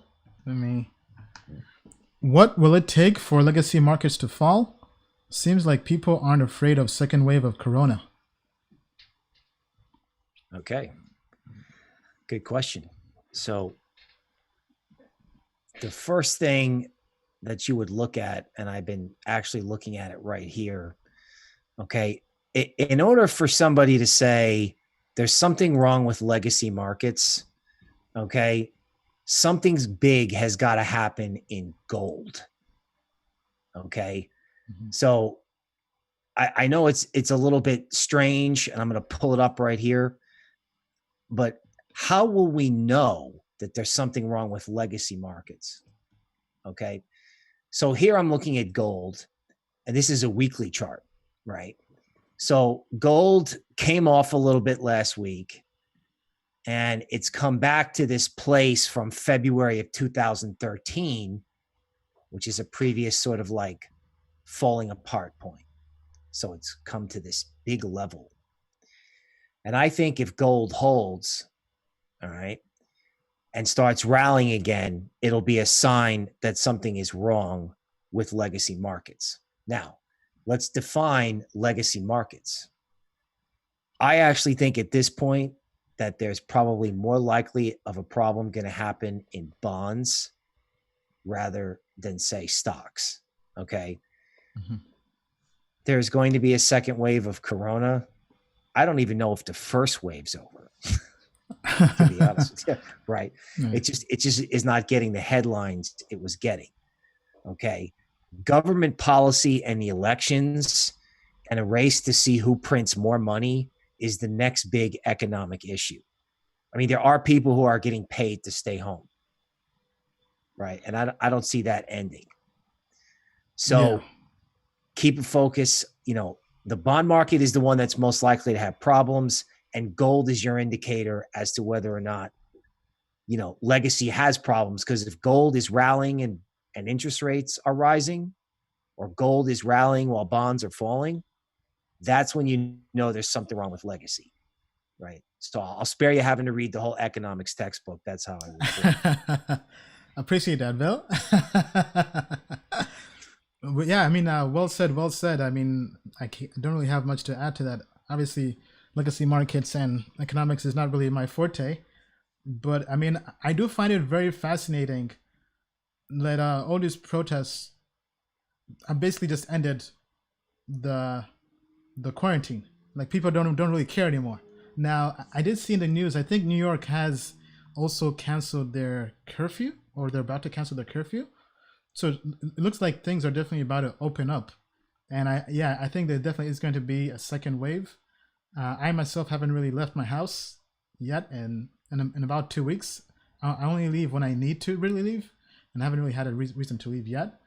But yeah, I mean, I think it's definitely going to be very interesting, especially here in America, as we approach the election cycle.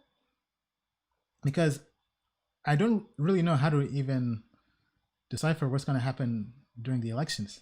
I mean, because so much has happened, but in a way, I also feel like it won't really matter in the elections, if that makes sense.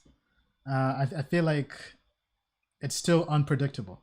I don't really think. I think it's still very unpredictable what's going to happen, because we've seen protests happen before and elections not really change much, right? And yeah, that's kind of my take on that. Any comments or thoughts on that, Bill? How all this could change during the election cycle? Oh, sure. Yeah, I mean, I'm always the guy who, like, I don't know, says outside the box stuff, right? So I was thinking, if I get asked on the show, what's the most outside the box thing that could happen in politics? It would be some sort of like the sequel to a Trump upset, where these riots galvanize his base, and they galvanize his base, and the people who are against him are too scared to go to the polling stations or wind up voting via mail or something like that, right? The turnout, even though the public opinion is probably away from Trump, the actual people who vote may not be, right? You also have to remember, in America, the popular vote does not necessarily guarantee victory, right? If everyone in New York and Los Angeles votes for Joe Biden, that doesn't guarantee a victory. Right. So you have to consider everything from stock market behavior to social unrest. Because, you know, if you've asked yourself, what is the stock market smoking? the stock market may be thinking that Trump has a chance. Okay. Yeah. And then there's also the flip side that, you know, the only way Joe Biden can get his base to the polls is helicopter money, right? I mean, the Fed printed $2 billion to, you know, the Fed printed $2 billion to save the capital markets. And I know that there are people out there who are suffering, right? They either didn't get they either didn't get a stimulus check, or their unemployment wasn't sufficient. So, you know, I think Joe is really going to have to bring the helicopter money to guarantee that he wins, right? Which I think is a big crypto and metals positive. So, you know, and as far as the oxymoron, I guess you could call it, of locking everyone in their house and then having everyone run around on the streets shouting slogans, and I can just see all the little virus droplets everywhere. I'm like, wow, we human beings are truly amazing creatures. So Yeah. I mean, so I was watching, I think it was an interview or video with Chamath, who's well-known investor, VC, and he's also pro crypto, and he kind of had the same thing, and I think I also in a way do kind of agree with him. His thought process was basically that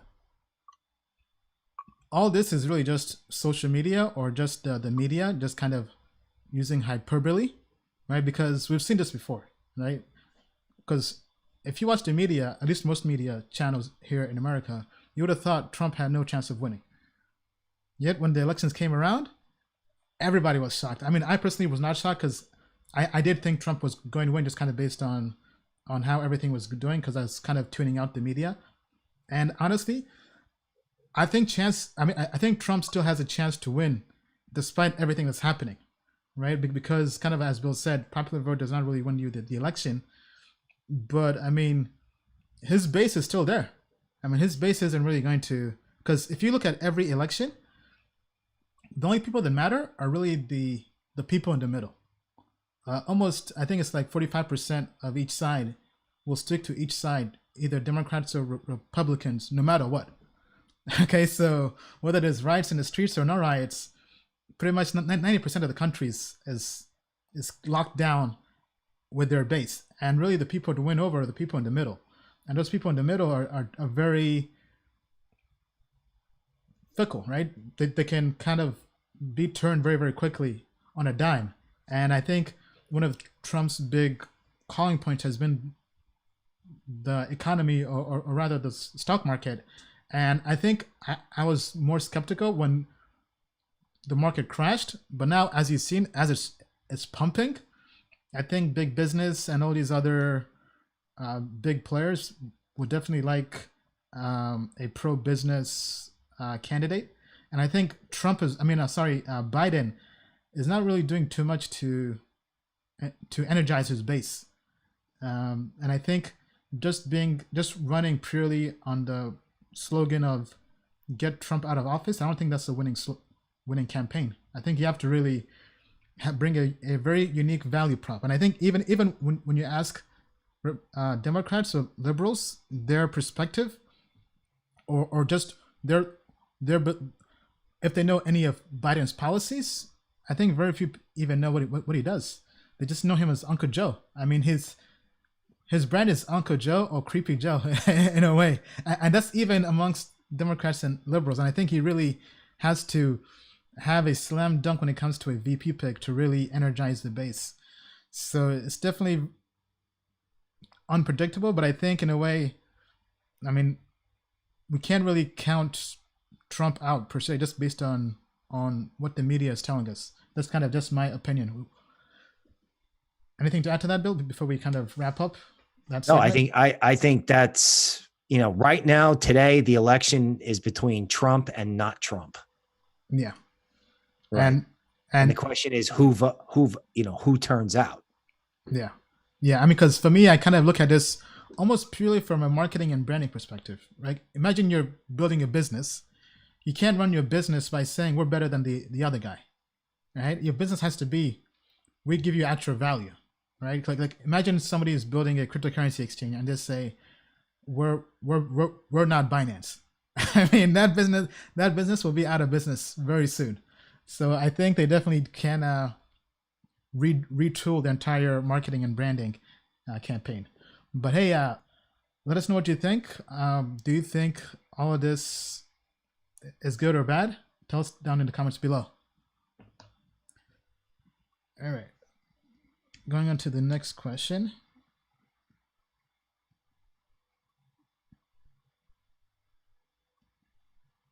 I'm going to go to more TA-based questions. Okay, is Ethereum Classic a good buy right now? They have upgraded.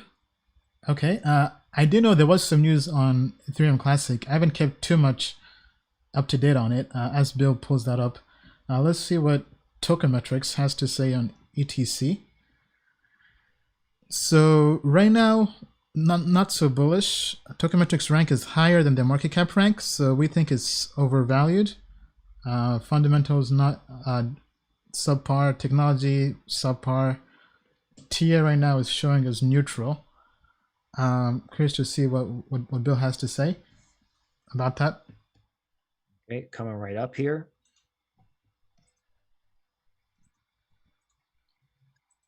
Okay, so this is looking at Ethereum Classic on Coinbase, and for a reason.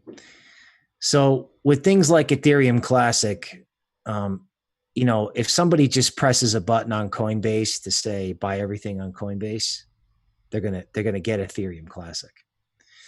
Okay, so that's what they're gonna get, right? So this reminds me a little bit of. It looks like a better version of Litecoin, right?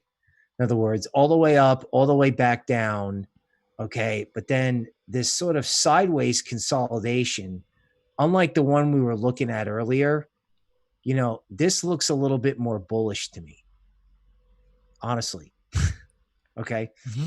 So if we're talking about, alts in stealth mode, waiting to do something, I don't know if people love this or if they hate it, but there's actually potential here, especially if there's like positive news flow, that this could be one of the coins that, actually pops, because it did so at the beginning of 2020. So, I don't think you want to put your grandma in Ethereum Classic, but I do think there's some potential there. Yeah, makes sense. Yeah, definitely don't put your grandma in Ethereum Classic, especially based on the fundamentals and technology. But I think as a trade, definitely could have some upside. Thank you for that, Bill. Okay, we're still good on time, Bill? We are. Yeah. Okay. All right. Let's check in here with the comments and see how people are doing. Jade DeFrancisco says, I think Trump smashes Biden if you look at the info coming out about the Democrat states. Okay, thank you for sharing that. James says, what's the deal with pensioners running for president and in the USA? Pensioners? I'm not sure I quite understand the question. Do you get that question, Bill? No, actually, I don't follow. Okay, I don't follow that either. Okay, Dragon Ball Crypto says, very bullish on ZIL. JQ says, I'm up 380%. I got very lucky. Congratulations. Nicholas says, it is fascinating, Bill. Okay, I think he's talking about the TA or something. Okay. What's the Menti code? Menti code is, if we pull that up here again, go to menti.com, menti.com. Code is 16550. That's 16550 to ask your question. I have been kind of skipping some of the questions that are purely tokens that aren't trading yet, because we can't really do TA or pull those up on Token Metrics. So please bear with me. I may get to those probably towards the end of the show. Excuse me. Okay. Okay, so next question is, what do you think about Dragon Chain? Do you still hold some? Good question. So I was an early investor in Dragon Chain back in 2017. I don't own any anymore. I sold my Dragon Chain, at least what I had, part of what I had back when, after the first ICO on the Dragon Chain platform back in 2018. It was some random ICO that was basically garbage. So after that, I basically sold, because plus it also did an ADX, so it was perfect time. I basically sold and never looked back. But then also, what was I saying? I know recently there has been Dragon Chain news coming up. I had some other Dragon Chain, but the rest of it got taken in the hack. So, but I still made a profit, so can't really complain too much. But I do know this year that in the last few months there's been lots of news about Dragon Chain. They've been doing something. Bill, are you able to find any TA on Dragon Chain? Their ticker is DRGN. Okay, coming right up. And okay, so I believe we've talked about this before. So this is kind of an evolving story. It looks like every time this coin pops up, somebody goes, I'm exiting. Right. Mhm. And that's the way it's been over the last, say, I don't know, 2-3 months. Now, so last week I was kind of like, well, it looks like people were exiting, and then we just moved to the next topic. Now, if alt season can get kicked off, okay, and this thing doesn't fall apart, frequently what can happen is everybody sells and sells and sells and sells, and you don't get the give up trade that you got, say, in Zilliqa. But everyone just sort of quietly gets out. And if there's a positive catalyst, there's no sellers, because everyone who's been selling these rallies with the black arrows, they're already out. So with this, yeah, this is not the greatest thing right now. But if someone is out there and going, gee, I really like Dragon Chain, should I take a shot? I'm like, well, if it's stable over the next week into this June 15th timeframe, sure, take a shot. I mean, there's people who are selling it. The bears are out there. But at the moment that they're out of ammo, this can go up. So, give peace a chance, give Dragon Chain a chance. I like that slogan. Now, so our team is also doing research on Dragon Chain. That project is in queue. Some customers did ask us to do some more in-depth analysis on that, so please bear with us. That hopefully should be ready on the platform, I would say probably sometime in the next month or so. Now, if we go to the performance metrics on Token Metrics for Dragon Chain, okay, yeah, I'm not sure what's going on here. Okay, it seems we had some pricing issue here because I don't think it spiked that high. But looking at, so month to date, yeah, I'm not sure if this is correct, but it's showing us up 281%. Yeah, I'm not sure if there's a glitch with our metrics here. We'd have to kind of take a look in the back end. Let me go to price predictions. Do we have any price predictions for this? Okay, so we do have price predictions. So the price predictions haven't really been doing too well. It seems it's been pretty volatile. Actually, the predicted price has been lower than the actual price over here. But now our models have the predicted price really kind of going sideways for the next month or so. Okay, so, but yeah, that's kind of our take on it. So going back to your question, do I hold any? I don't hold any more. I got out early 2018, basically. And then now, do I believe in the project personally? Honestly, not really. I mean, I think now the market is stronger. It's more competitive. There are blockchain. There are specifically an enterprise blockchain. And there are, quite frankly, better enterprise blockchains available that are doing things a lot better, in my opinion. The one that comes to mind is Hedera Hashgraph. I mean, if we pull up Hedera Hashgraph here on Token Metrics, okay, so it's also not scoring so well, right? But that's mainly because their TA is very bearish at the moment. So basically, it's overvalued. But there was a while early in the year where our models were bullish and it was in the top 20. So fundamentals are okay. Technology is decent. So definitely worth keeping an eye on. And I think this, in my opinion, is a better project than Dragon Chain because they have Google, they have IBM, Dutch Telecom, which is basically T-Mobile. They announced LG Electronics. I mean, so they're doing a lot more things when it comes to enterprise. And then even Ethereum itself has the Ethereum Enterprise Alliance, right? So I think those projects like that right now have way more upside than that, right? But hey, that's just our opinion. Maybe we're wrong. Who knows? Stay tuned for the full in-depth review. Maybe the review will provide something we've overlooked or haven't really known about in the last few months or so. So stay tuned for that. Okay, all right. Well, that's been about 2 hours. Bill, any Any last words before we wrap up? I would say my final words are look at the news less and look at altcoins more. Okay, because I think it's actually time to start getting involved. I like those words. Yeah, I mean, watch less news, buy more alts. Basically. Not financial advice.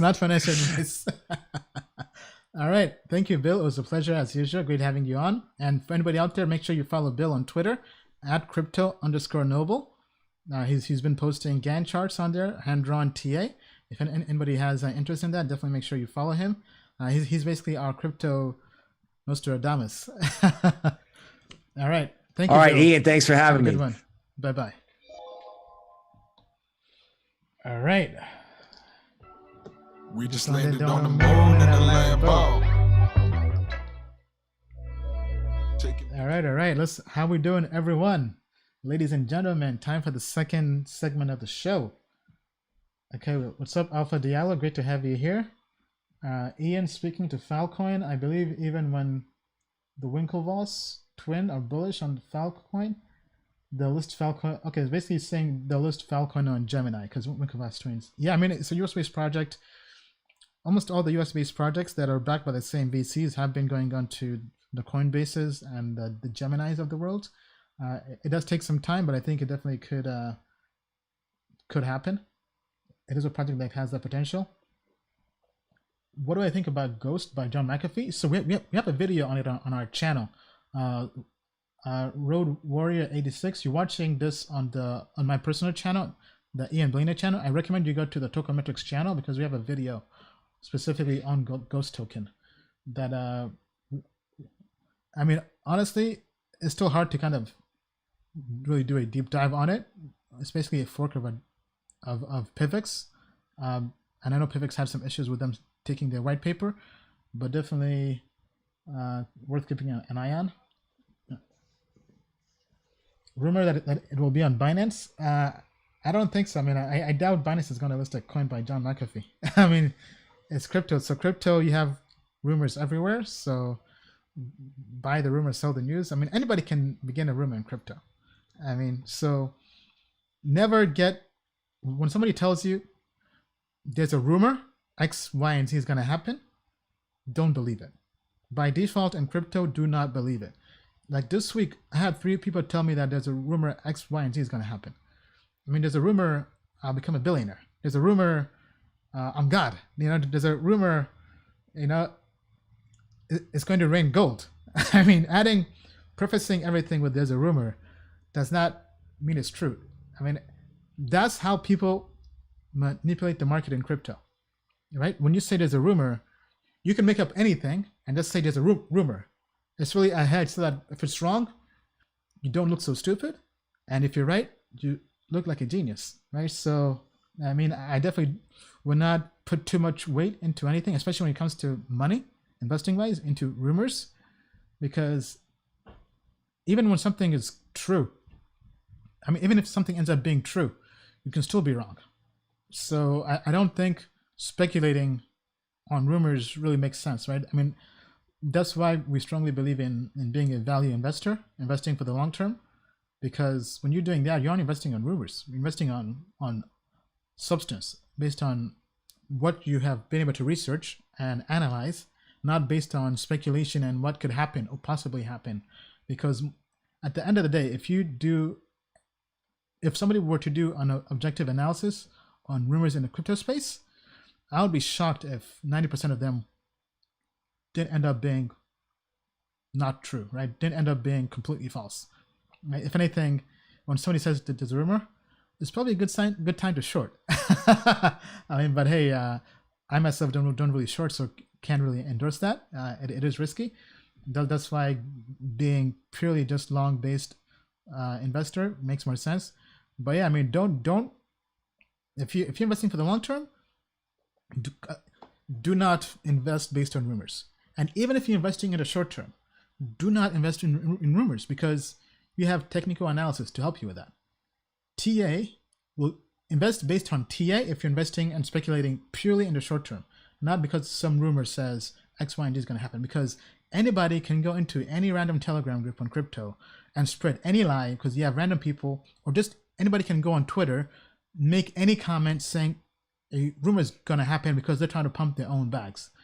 So because of that, don't invest purely on rumors, right? And I think if you do that, you will avoid losing a bunch of money. Don't take no L's. Never take no L's, right? And one of the ways you prevent taking L's is investing in rumors. Because if you're investing purely on rumors, that's telling people that, one, you don't do technical analysis, and two, you don't do fundamental analysis. So really, you're just gambling. You're gambling with your money. You might as well just light that money on fire, right? Actually, I think I had something for that. Let me see. You really think someone would do that? Just go on the internet and tell lies? Yep. I mean, it happens all You really think someone would do that? Just go on the internet and tell lies? It happens all the time. Happens all the time, especially in crypto.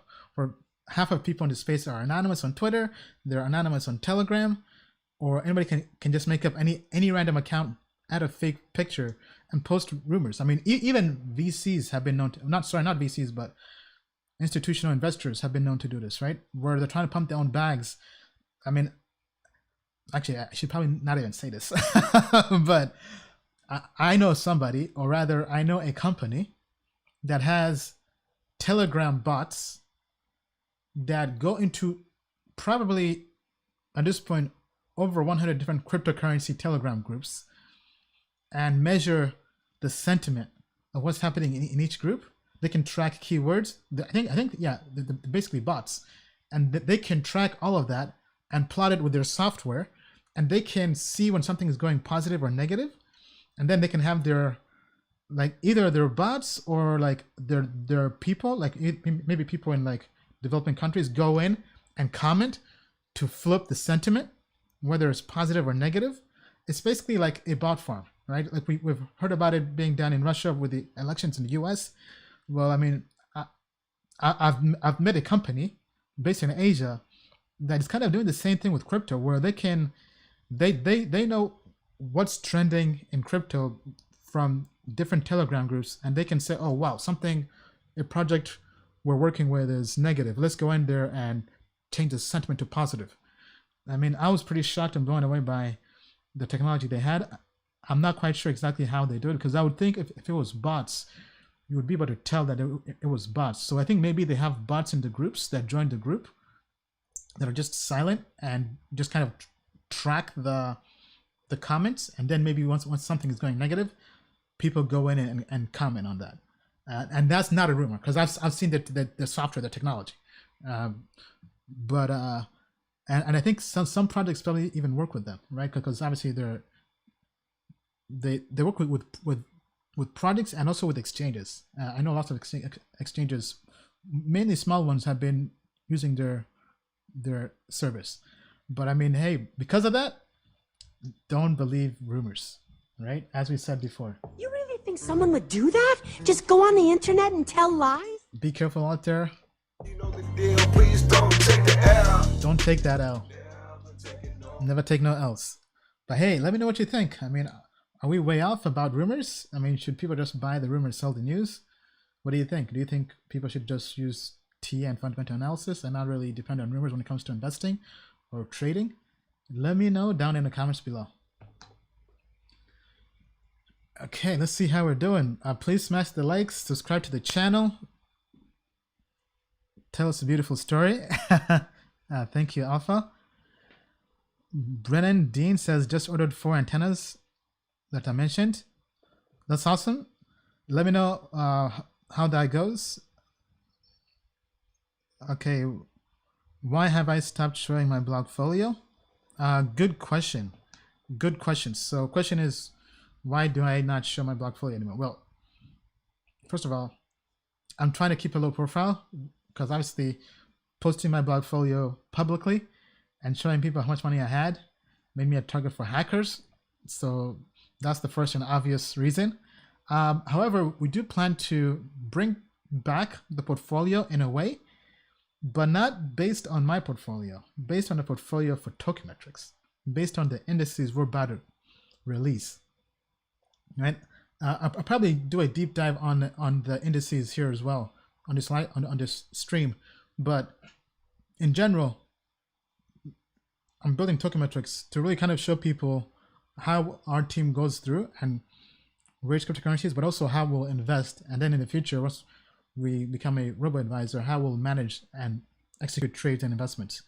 But I mean, long story short, it's just really for security, but I do plan to bring back the same concept through Token Metrics. Obviously, our customers will have full access to our indices, which will show the portfolios and how they perform. But everything else publicly won't really be available. I mean, we may post the performance of the indices publicly, right? But we won't post the holdings of the indices publicly because that wouldn't be fair to our paying customers. So all in all, like, best thing to do is make sure you subscribe to Token Metrics. We're hoping to release the indices by the end of the month. We think it's going to be, I mean, this is going to blow everything out the water. I mean, because people thought we blew up because of Blockfolio. I mean, this is like Blockfolio 2.0 on steroids. I mean, there's some stuff we're working on that, actually, you know what? I'll showcase that in a video on the stream. Okay, but long story short, that's basically it. Actually, let me hop into the indices. Let me see if I can pull it up. Just give me 1 second, because it was in a different browser.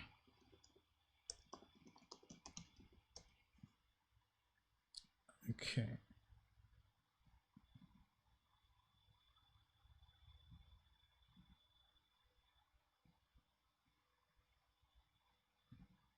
Sorry, just give me 1 second here.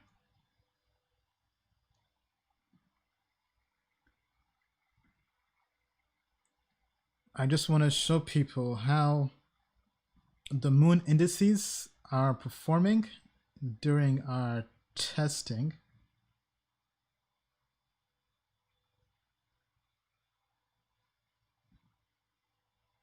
Okay, why isn't this?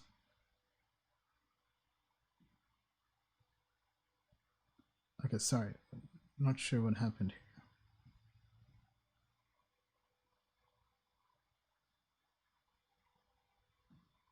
Oh, okay, all right. Okay, sorry, just figured this out.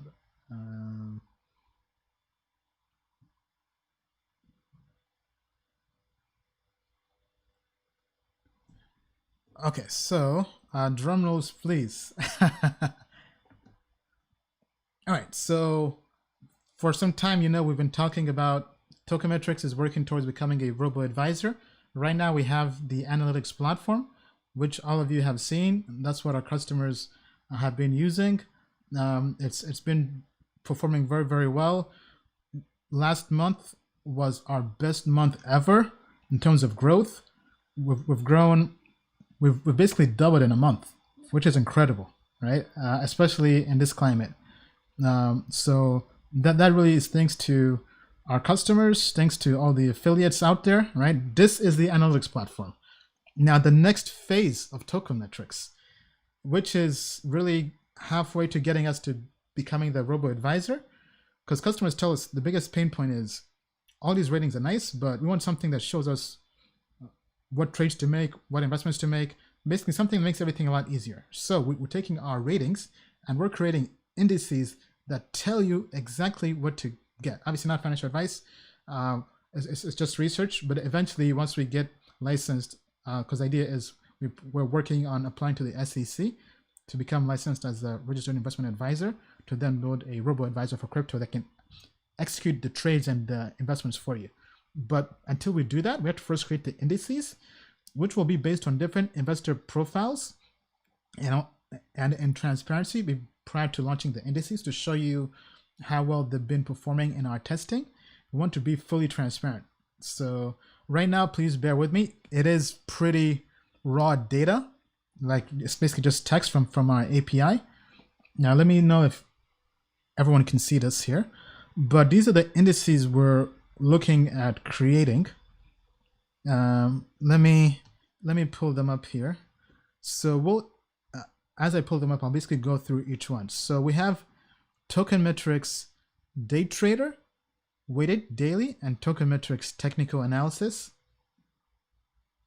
Okay, and those two still are not working. Sorry, I think our data scientist is fixing those. Okay, hold on. Why isn't this working? Okay, sorry. Okay, maybe our developers. Okay, hold on. Let me switch browsers. Just give me 1 second. Not sure because it should work without the VPN. Okay, apologies for this. I don't think my team expected me to be demoing this on a live stream. So just bear with me here. I'm hoping I can show this, otherwise that would suck. If I'm not able to show it, then I'll have to show it on the next live stream.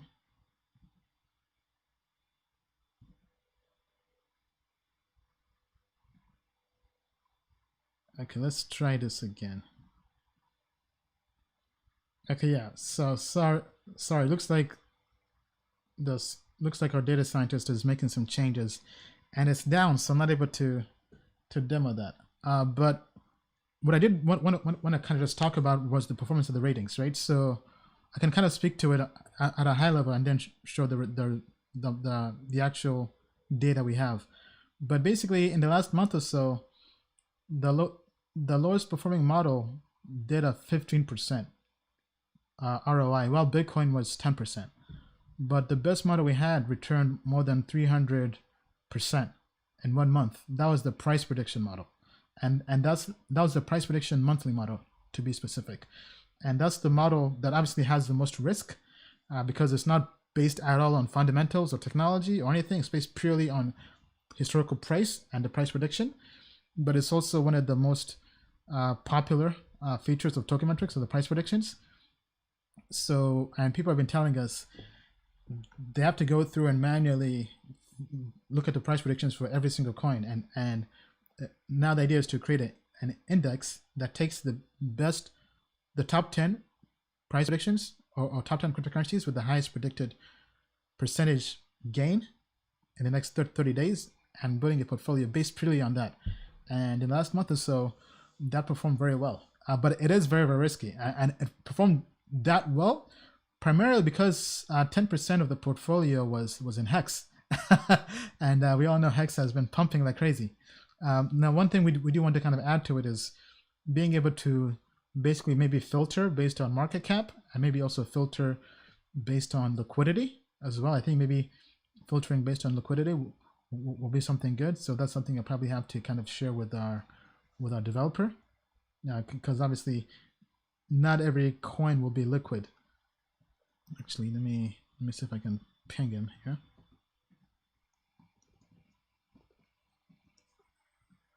Okay. Sorry, just give me 1 second.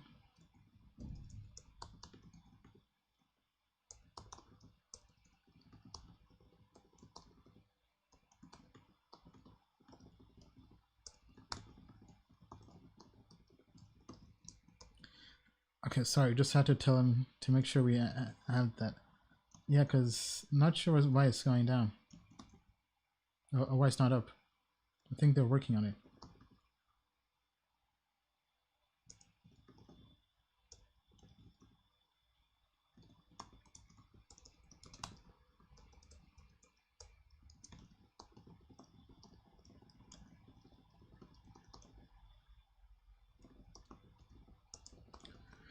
Okay, all right.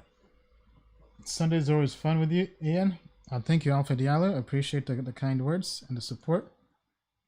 Okay, let's see how we're doing. What do you think of DeFi protocols? DeFi is big. DeFi is the future. Definitely worth looking into. We're doing a module on DeFi and the upcoming Token Metrics Academy course we're creating. I know lots of people have been asking about us creating a course. So stay tuned. We'll be creating a course. We think this is going to be this is going to be your deep dive into crypto. This will be a course available as a book, as a physical book, as an ebook, as a video with animations, as an audio book. So this is the book. This is the investment book we would give to people who are brand new in crypto. This will be like their investing Bible. So stay tuned. We're working on it. No timeline yet. We just began working on. I mean, the drafts of the guides in the book are pretty much mostly complete. At least what we have for now, the bare minimum. We might add more to it. Now we're working on creating the videos and the animations and the voiceovers and everything. But it's going to be the Token Metrics Academy course, and it's going to be free to Token Metrics customers. So if you're a customer, don't worry, we got you. Crypto family, Token Metrics family in the house. If you're not a customer, we'll also make it available publicly to purchase. So most likely it will be available just as a standalone product, but also maybe on platforms like Udemy, maybe Skillshare, and some others out there. But yeah, I mean, this is something people have been asking, because we have customers that span the whole spectrum, from people who've been in crypto for 3 years, 5 years, even 10 years, to people who just joined crypto a month ago and signed up for Token Metrics.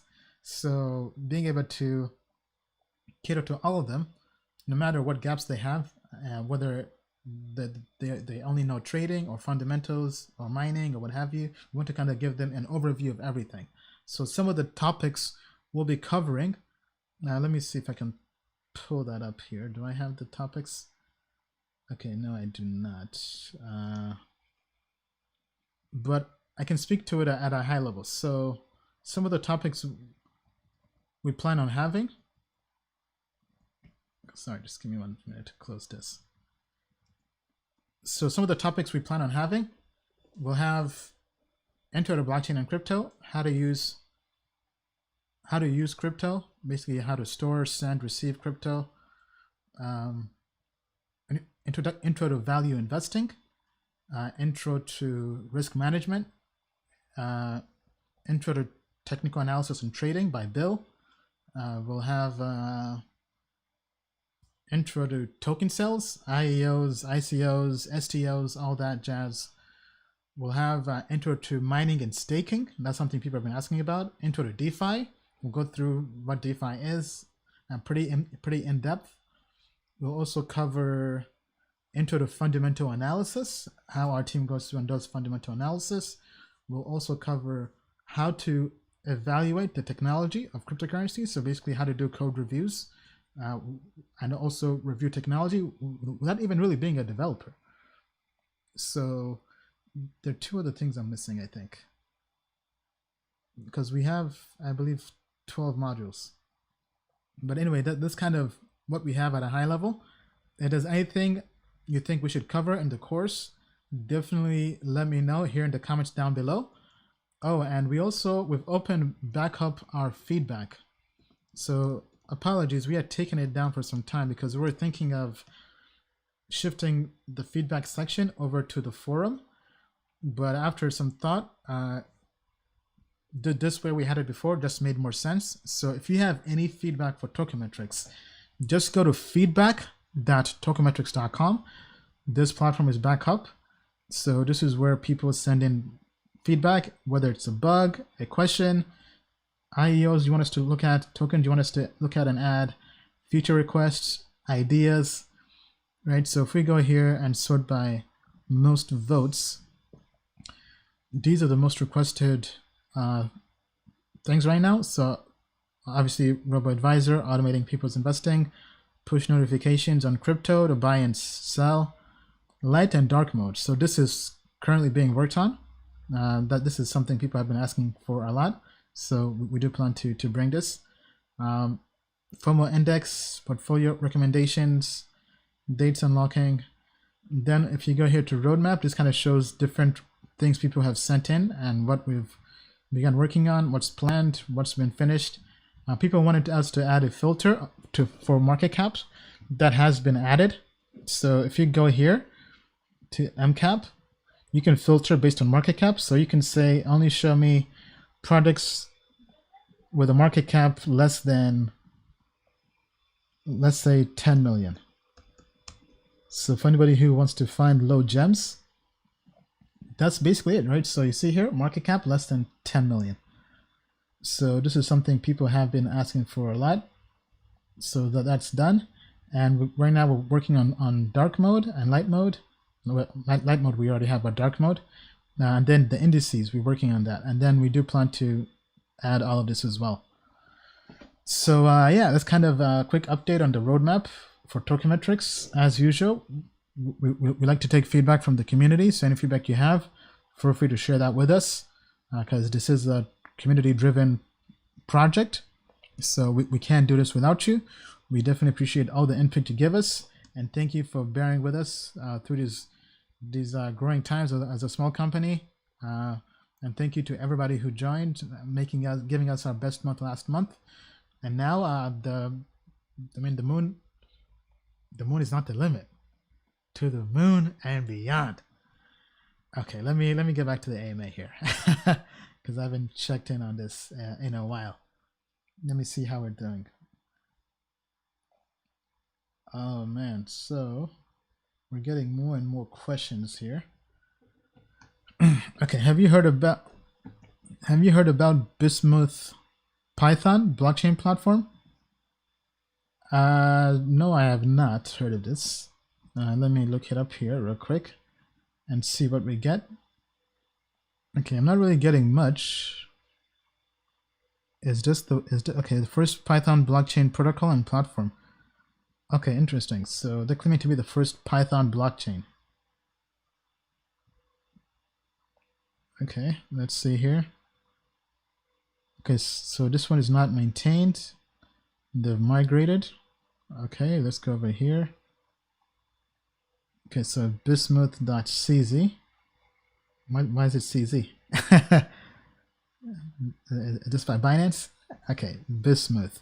The blockchain construction set, new blockchain protocol and a platform. At the same time, it has an innovative approach to database scaling. Okay, publicly verifiable through alternative mechanisms. Okay, hyperblocks, data and operations, robotics. Okay, this seems very open source. Okay, not sure I can take a project serious if they got pictures like this. I'm sorry, but yeah, this seems very, very early stage. I doubt they even have a token, so it doesn't seem to really be investable. Okay, see they got wallets here, social, Discord. They got a Telegram. Okay, yeah, I mean, not really much here going on. Okay, so one author, 5 commits. Yeah, I mean, very, very early stage. So definitely, I mean, maybe it's new, right? Obviously, that I don't really know any other Python blockchains to my knowledge. So maybe they are the first one, but just because they're the first doesn't mean it's gonna do well per se. But hey, let's see what happens. Thank you for that question. Any thought on Utrust, UTK? Love to know your thoughts on it. Utrust. Okay, I feel like I've heard of it. I don't think we have that on Token Metrics, to my knowledge. Okay, looks like we do. Sometimes I learn we have some tokens I never heard of. Okay, so we haven't done a score on it. Ignore this. We haven't done a score on it. And technical analysis is not good right now. Very bearish. So that's basically that. Okay, looking at this, I mean, it's been pumping though. Okay, so not sure what exchanges it's on. Okay, let's go on CoinMarketCap and check this out.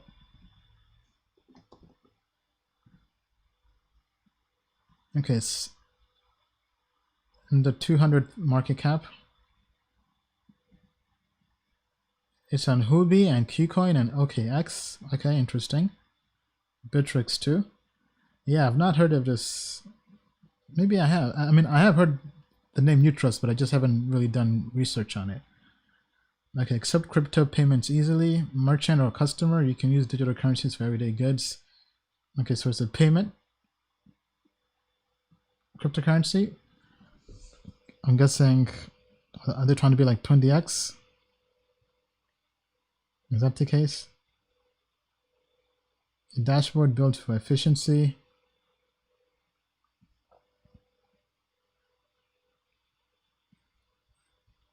Okay, they got a wallet here. Google and Apple Play Store.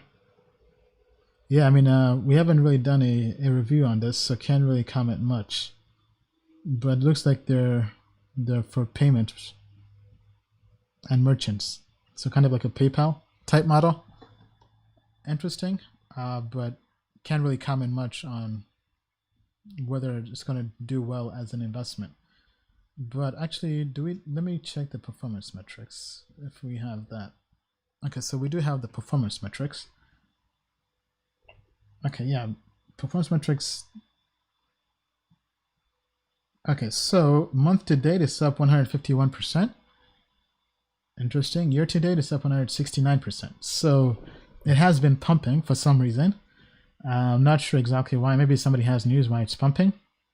But I mean, okay, it's definitely had a good year. But we don't right now have the fundamentals of technology score, so we can't really comment on that. But from a purely TA perspective, if it's up that much, it's probably gonna pull back down to earth. I mean, TA is now turned bearish, which does make sense. So basically, you missed the boat. I mean, but hey, maybe there'll be a second string of boats coming, right? But let me know what you think. Are you bullish on this project? Are you bearish? Let me know down in the comments below. All right.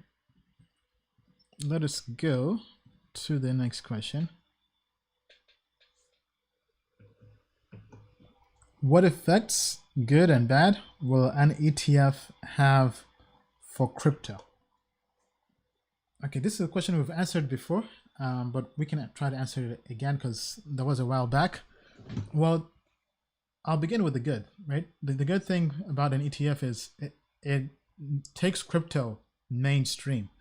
People who haven't signed up for the crypto exchanges like Coinbase and Binance of the worlds, they can buy and invest in Bitcoin, right? Let's say Bitcoin or Ethereum ETF gets passed. They can buy Bitcoin and Ethereum through their 401k here in America, or through their employer, or through their stockbroker, whether TD Ameritrade, Charles Schwab, or whatever regular stock exchange they use to buy their stocks. They can basically invest in it. And we all know the crypto market is small, but the stock market and legacy markets in general is huge. So being able to have an ETF that's tradable, I mean, that will give people who had no exposure to crypto easier access to exposing themselves to crypto. So long term, it is a big win for crypto. Now, on the downside, what's bad about it? Yeah, let me think about that. What is bad about having an ETF? Well, I mean, people can invest in Bitcoin and crypto without having to go to exchanges per se, but they won't really know much about Bitcoin or crypto. Like, they won't know how to use a Bitcoin wallet, how to really use crypto. It would really just be an early first step to onboarding people to Bitcoin and crypto. But in the long run, we want people to get outside of those legacy markets and into crypto itself. So I think, but I think it's not really a negative. I think it's something you have to do to kind of make it easier for adoption. And then eventually those people will get more educated and then join the real crypto exchanges. So I think that's kind of the way I envision it happening. But obviously that's just my take. Maybe I'm wrong, who knows? But I mean, all in all, we can't wait until an ETF comes, because that's what we all need. We need some ETFs in our lives. Now, I know some Bitcoin maximalists and some other people, some who don't like ETFs, but the more adoption, the better.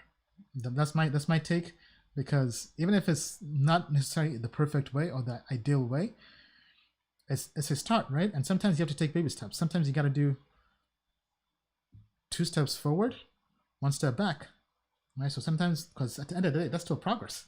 I mean, if you're taking 2 steps forward and 1 step back, you're still taking 1 step forward. It just takes you twice as long, but you still get there, right? That's better than never taking a step forward, or rather, never taking a step back to go forward, right? Because it's kind of like that book, From Good to Great. Sometimes you have to be willing to go from good, resetting, going back to zero, so that you can go to great. I mean, best example, best story I have is I love basketball. So Golden State Warriors, they had Stephen Curry, they had Monte Ellis as their guards, the combo guards. They made the playoffs with Mark Jackson. They said, you know what? This is not good enough. We want greatness. We want championships. We want chips. We want the whole thing. So they blew it all up, right? Basically, let go of the coach, brought in a new coach. They were willing to experiment and possibly fail. But during that process, they ended up winning several championships. So the question is, can crypto do the same thing? Is crypto willing to take a step back in terms of decentralization to bring in more people into crypto to have a better future for crypto? That's a question that I think the answer has to be yes. I mean, because at the end of the day, we have to first get people into crypto. All right, we can't really be too idealistic about how people get into crypto, because otherwise people will never join crypto, and that's not a world I want to be in. I want to be in a world that is pro crypto, because otherwise why are we here? But anyway, let me know what you think in the comments below. Okay, thank you for that question. All right, next question. Do you think oracles are overhyped? Do I believe the hype? Okay, so oracles, products that have oracles include Chainlink. Chainlink, I was an early investor in Chainlink. And first of all, if you made money on Chainlink, give yourself a pat on the back, a clap. I mean, we were in the private sale of Chainlink. So, I mean, when people talk about Chainlink going to the moon and beyond, let them know you were in the private sale of Chainlink. But anyway, that's neither here nor there. Back to oracles, right? So oracles, Chainlink is using oracles, Maker. I mean, all the DeFi projects need oracles. So in a way, I don't think they're overhyped per se. However, they do have their inefficiencies because lots of them aggregate pricing data from several DEXs or exchanges or even centralized exchanges. And I know there have been talks of them trying to improve it. One project our team is currently researching is Universal Market Access, UMA. Now, they claim to have created basically priceless oracles or basically priceless DeFi, which is very, very interesting. We still have to kind of do a deep dive on it. Our research team has done the initial draft of the investment report, but definitely one worth keeping an eye on. But all in all, I mean, I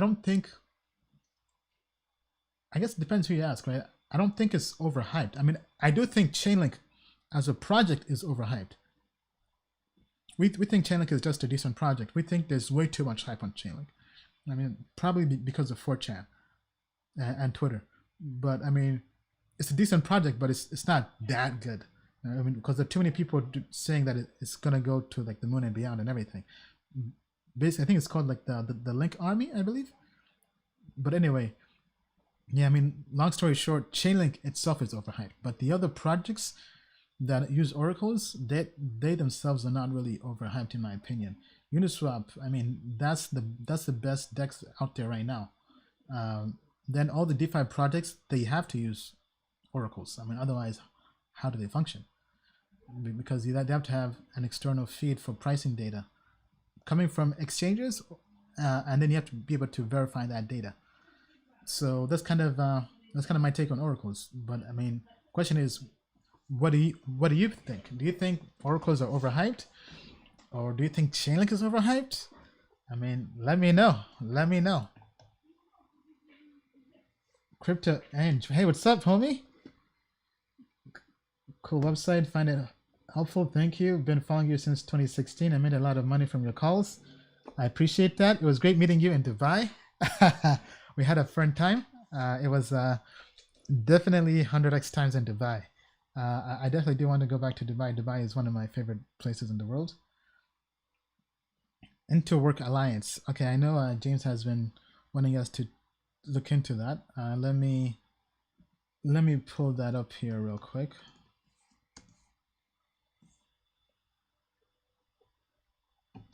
Okay, so Interwork Alliance. I just did a quick Google on this. I've not heard of this before. Okay, so this is showing me a GitHub public version of the token taxonomy framework. This is a version mirror of the IWA TTF working group repo. No issues can be posted in. Okay, whatever that means. Okay, view site as a web page. Maybe this is what I need. Okay. Token. Okay, I have no idea what this is. Token tax. Is this the bill? Or some framework for tokens? Overview and taxonomy, syntax, and definitions used to create. Yeah, I'm seeing a whole bunch of stuff. I don't really. Okay, they got a PowerPoint. Hopefully that's better. Okay, let me skip all this. Okay, the token taxonomy. Let me zoom in. Framework bridges the gap between blockchain developers, line of business executives, and legal regulators, allowing them to work together to model existing and define new business models and networks based on tokens. Okay, so it's a framework for tokens, okay, for business and developers. The blockchain space alone makes it difficult to establish common ground, but when adding tokens to the mix, they find themselves speaking completely different languages. All right, so educate, define, establish. Okay, so token classification, token type, fungible or non-fungible. Token unit, fractional, whole, or singleton. Indicates if a token can be divided into smaller fractions. Okay, value type, intrinsic or reference. Okay, if the token itself is a value, like a cryptocurrency, or if it references a value elsewhere, like a property title. Okay, so it's basically creating a framework for tokens. Token template. Okay, here we go. Okay, so template formula, loyalty, inventory. Okay, they're breaking out the math. Token class versus instance. Yeah, I haven't really gone through all this, so this is the first time I'm seeing this. I did hear about this in, I think, a CoinDesk article, but I never looked into it. Okay, I mean, it's interesting. Question is, will this gain traction? Not so sure how much traction this will get. Okay, they're going more in depth in it. Yeah, I mean, so it's kind of like they're trying to create it almost like their own standard, kind of like how the ERC20 standards are, but it looks like they're creating their own framework to categorize and group tokens. Yeah, I mean, honestly, that's all I can really cover. Okay, so they do have some PowerPoints. Okay, these will have to be downloaded, and I don't want to download any PowerPoint right now. But yeah, I mean, thanks for sharing. I will definitely have to just kind of wait this out and see if this gets any adoption. But let me know what you think. Do you think that's something that's needed, or is it way too early? I mean, because tokens first gotta do well. I mean, but I mean, I guess in a way we could say they are doing well because Ethereum, and there are over 2,000 cryptocurrencies, and most of them are on Ethereum. So in a way, you could say business is booming. But I think outside of the speculation space, tokens haven't really done well, right? So I think because of that, it probably makes sense to kind of wait it out. But that's just my take. Okay. Do you still go for FAT protocols? Good question. Good question. So let me pull up. So FAT protocol, for those who don't know, FAT protocols, this is an article by Union Square Ventures. It's a well-known VC firm. So this is basically what they say, right? Value on the web, value was captured on the application layer, and protocol layer barely got any value. Then on the blockchain, their thesis is that value will be captured on the protocol layer, and application layer would barely capture any value, right? So that's kind of where this entire thing kind of comes from, basically saying protocols is where the money is. So meaning that projects, I mean, if you look at the crypto space, historically speaking, protocols have had the best return on investment as an investor. So projects that include projects like Bitcoin, Ethereum, even this year, Zilliqa has fared pretty well this year. But I mean, if looking at all the data, yes, I mean the application layer projects, dApps, basically dApp tokens, have not performed very well versus layer 1 and layer 2 protocols. So yes, we still do believe in that thesis. Even on Token Metrics, we give more points and higher weights, more points to projects that are layer 1 and layer 2 protocols versus dApps. dApps haven't really fared well, and there's enough data to showcase that, right? So it's not like we're being very subjective, right? We're looking at the data and we analyze the analytics and everything, and it tells us layer 1 and layer 2 protocols perform better, so they should get more weight for being layer 1 or layer 2 versus being a dApp. Now, that's not to say that dApps or dApps won't perform well in the future. I mean, things can always change, but for the time being, fab protocols is where the money is at. So as an investor, your portfolio should have lots of exposure to different fab protocols, right? So Bitcoin, Ethereum, Cosmos, and others, right? Those are the ones that our team likes based on the fundamentals, technology, and code, and also the TA right now. But let me know. I mean, do you think fab protocols are good? Do you think dApps will ever have their moment of glory? Will dApps ever make money as a group? I mean, because right now I think it's still very early for dApps. But hey, I mean, hey, Token Metrics is building a dApp, so maybe we'll be the first ones. Maybe we'll pop that cherry. But anyway, let me know what you think. Okay, let's check in here with the comments. Tezos or Chainlink, we had a video on that already. Next bull run, bro, we will meet in Dubai, me and you. Thank you, I appreciate it. What do you think of Holochain? Holochain is a decent project. So let me cover Holochain real quick. So Holochain is a good project. If we go here and pull it up here on Token Metrics. So in terms of fundamentals, it has some of the best fundamentals in the space. The only issue, our developers don't really like the technology, but the technical analysis right now is decent. And going here to our score, it's basically 77. So if we go and type in Holochain, its Token Metrics rank is 21. Its market cap rank is 64. So it's still undervalued in our eyes. We think this is not a 64 market cap project. Based on our analysis, we think this is really 21 should be 21 best project out there at this date and time, right? So and that's based on the fundamentals, technology. Now, one of the cool things we did cover to our investors, or rather our customers, one of the cool things I like about Holochain is the Holo port. This is kind of like a helium device, but it's different. So if we go to, so it's basically a physical device you buy, you become a host, and you earn Holo fuel. So kind of like helium. Helium is the same thing. You basically share your internet access with IoT devices, basically your connection, and you earn tokens. This is kind of the same thing. You plug it in, and it's basically a computer that helps decentralized applications run, to my knowledge, and then you basically earn Holo fuel. Now that is a different token, to my knowledge, or cryptocurrency than Holo itself.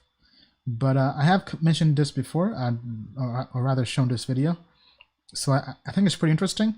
I still don't own any Holo. I'm not sure if I'm going to for the time being at the moment.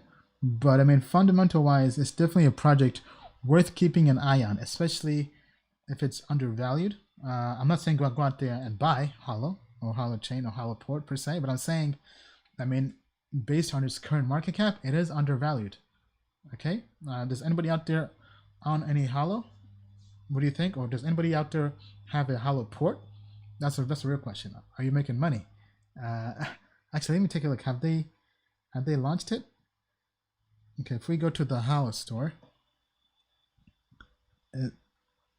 so it's definitely not cheap. So the cheapest version they have is basically $500. Actually, sorry. Yeah, there's one here for $120. I'm not sure why it goes in this order here. Okay, so this does not include the hard drive. Okay. So if you want one with the hard drive, this is 1 terabyte hard drive. So $500. If you want one with 128 GB SSD, solid state drive, and a 2 terabyte hard drive, this is $1,100. Okay, yeah, I'm curious to know how much the hosts are making. I mean, because if they're making money, then I mean maybe it's worth looking into it. Actually, yeah, let me take a look. Do they have a forum? So let me say, so they're calling themselves Holo Chain Host Rewards. Let me see if we find anything here. Okay, so we got the Reddit here. Okay, profitability. Okay, that's definitely what I'm looking for. Okay, so let's see what they say here in Reddit. Okay, question is, does hosting a Holo port reward Holo fuel? Is there... Okay, so yep, hosts on the Holo earn Holo fuel for hosting Holo Chain apps, called HAPs. Holo hosting is optional for Holo Chain app developers. Okay, they're not telling us how much money they're making. Let's go over here. Profitability. Early BTC miners made a killing. What kind of yield are people getting with these ports? Here's the answer from Arthur Brock from Matter most recently. Okay, first let me remind you that hosts set their own hosting prices, so there's no possible way for... Okay, so people choose their own prices. Okay, let me skip here. But since Holo is likely to launch with surplus hosting power rather than app demand, the ability to overcharge may be limited. Yes, I'm saying that 1/10 the price that you pay on Ethereum is overcharging. Okay. I'm saying this is a chat from Holo Chain. Is there anything up to date on this? Okay, yeah, not really getting anything price-wise. Okay, so the chat is not active. Okay, so this has shifted to chat. Okay, that's something else. Okay, yeah, so if anybody out there can maybe chime in and let us know if they're making some moolah with this, that would be good to know. But yeah, I mean, definitely interesting. I have been keeping an eye on it, but obviously not too close of an eye. But yeah, we'll keep you updated. If anybody else has any ideas or is making money on this, definitely do share with the Token Metrics community. All right, we're gonna have to wrap this up soon. Okay, let me see if we can maybe get one question here.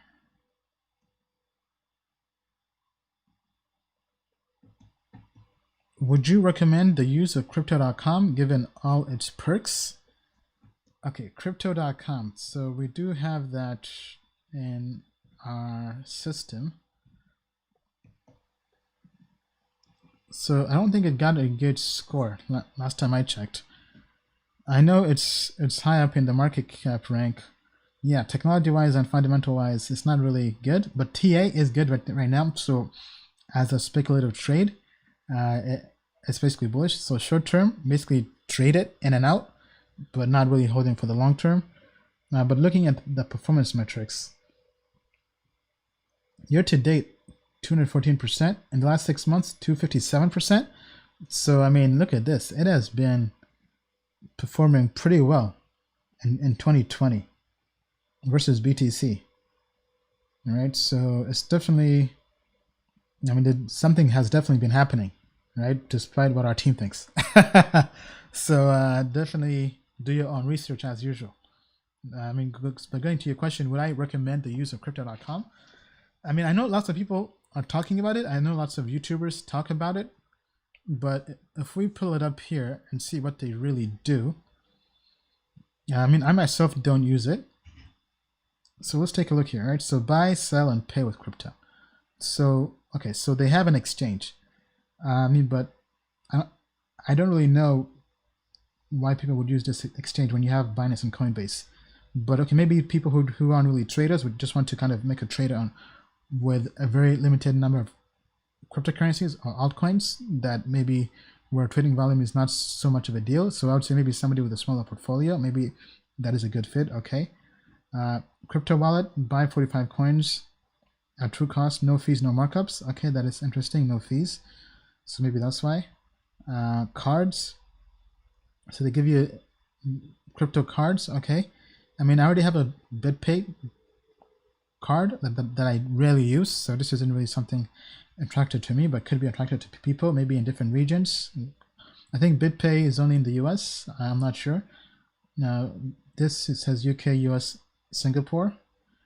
Okay, if they have the titanium cards, kind of like the Amex Platinum, that's cool. Actually, do I have my card here?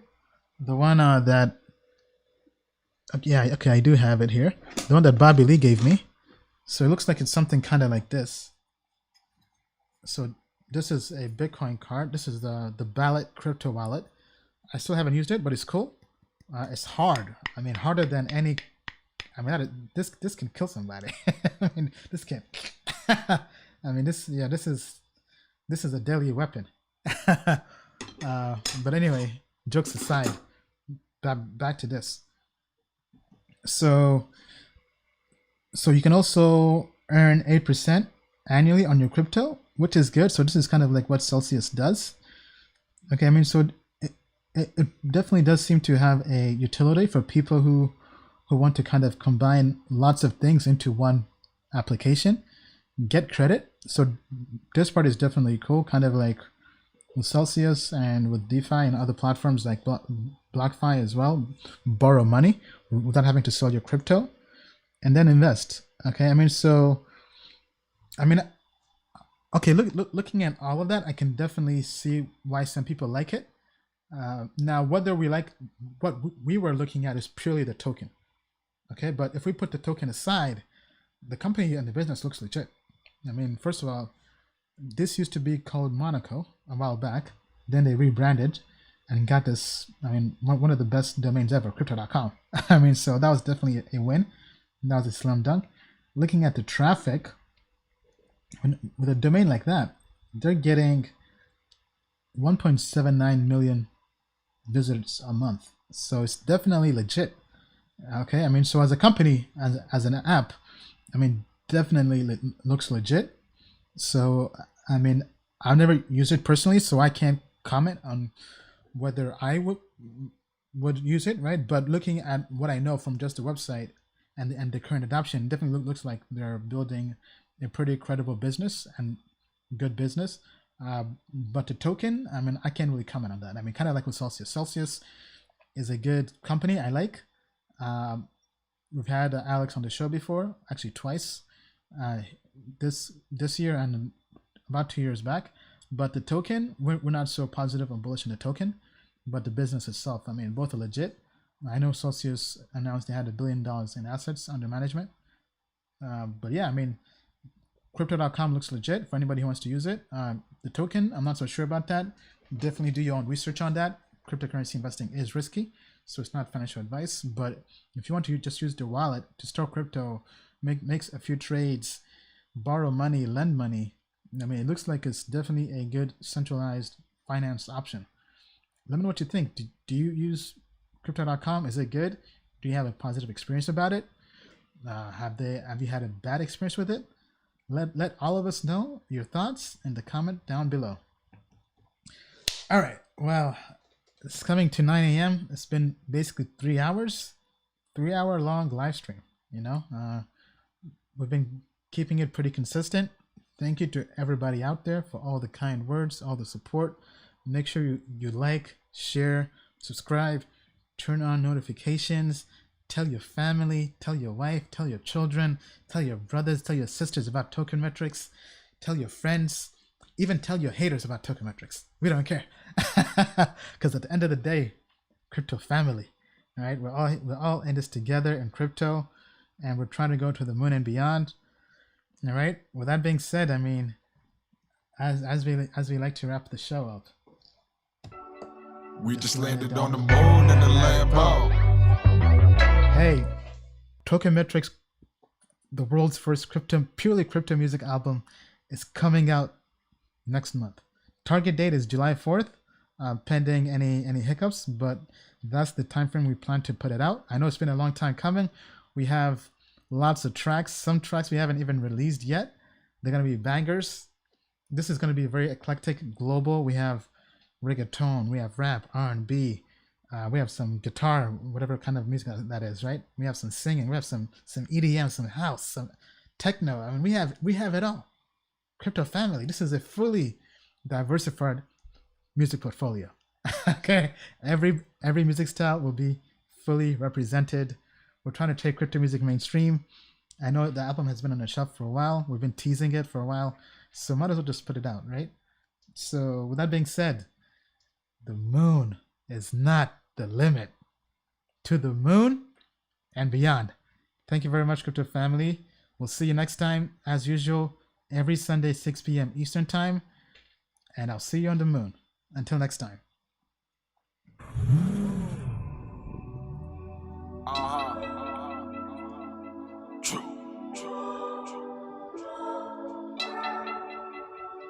We just landed on the moon in the Lambo. It feel good, don't it? Alright. We just landed on the moon in the Lambo. Taking pictures with the zoom and the angle. We'll be coming back to you with the samples. Our predictions coming soon with a halo. We just landed on the moon in the Lambo. Taking pictures with the zoom and the angle. We'll be coming back to you with the samples. Our predictions coming soon with a halo. We just landed on the moon in the Lambo. Taking pictures with the zoom and the angle. We'll be coming back to you with the samples. Our predictions coming soon with a halo. The moon with the angels. Made man began, hustle to greatness. Elon's on the phone, he got our wallets, a spaceship, but diaries for free. That's if you want to attain it. Spreadsheet can't leak if it ain't coming with payments now. I give the blueprint to build, making the moon a plan. I went from being a lunatic to a lunar land. You day to day it, you make it no matter who the man. My chart is shooting in, tell me if it's cool to land. ICOs, my coins points mushroom like Marios. I might take it to Mars, my portfolio could bring my whole entourage like I'm Arigo. Because moon in the Lambo, ain't a hater who presume where we can't go. Lambos pulling up in twos like it's tango. Up in the clouds with my crew like I'm Lando. Yeah, just landed on the moon in the Lambo. Taking pictures with the zoom and the angle. We'll be coming back to you with the samples. Our predictions coming soon with a halo. The moon and the angels. Made man who diary the game plan. They can't stand. We fly where they can't land. Lifestyle so good I gotta write down. Trying out, don't make me pull my drive out. Made man who diary the game plan. They can't stand. We fly where they can't land. Lifestyle I never gotta lie about. Trying out, don't make me pull my drive out. Yeah, I wasn't always a celebrity. Had to do right till I left you a legacy. Blood, sweat, and tears on this trail like a Cherokee. Business had a mission like Apollo and so heavenly. Mercy, Alago, or Galata with the leather seats. How should I roam from my home through the 7 seas? And one day this wasn't built, I'm not Romulus. Grind till you sitting on a bill with no monikers. This for my mama, I turned up with no thermometers. I strain day after night like the Andromeda. I know what time it is, looking in the sky to lift my spirits. And my spirits, I don't whine, I just grind and get. Yeah, trusting the process is essential. Studying the chart should be the object of your mental. Make the most to get the laser focus like you Diplo. Keep a couple secrets in the tails of the crypto. Keep a couple secrets in the tales of the crypto. Make the most to get the laser focus like you Diplo. Yeah, trust in the process is essential. Studying my chart should be the object of your mental. Moon in the Lambo, taking pictures with the zoom and the angle. We'll be coming back to you with the samples. Our predictions coming soon with a halo. We just landed on the moon in the Lambo, taking pictures with the zoom and the angle. We'll be coming back to you with the samples. Our predictions coming soon with a halo. The moon and the angels. Made man who died, read the game plan. They can't stand. We flying where they can't land. Lifestyle so good I gotta write down. Trying down, don't make me pull my drive out. Made man who died, read the game plan. They can't stand. We flying where they can't land. Lifestyle I never gotta lie about. Trying out, don't make me pull my drive out. Yeah. Alright. Don't make me pull my drive out. Crypto life. Yeah, yeah. Made man, baby, baby. How to rap true. Yeah. Direct made man. Stay tuned. Go. Token Metrics is a cryptocurrency investment platform that helps users leverage machine learning to become better crypto investors. Our in-depth analysis helps eliminate the emotions of investing, find profitable investment opportunities, and filters out scams. Learn more at tokenmetrics.com.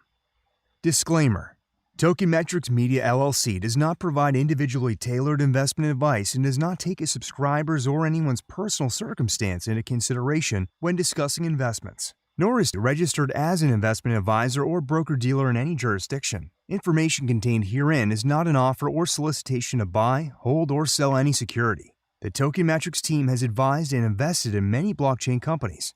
A complete list of their advisory roles and current holdings can be viewed here at tokenmetrics.com/disclosures.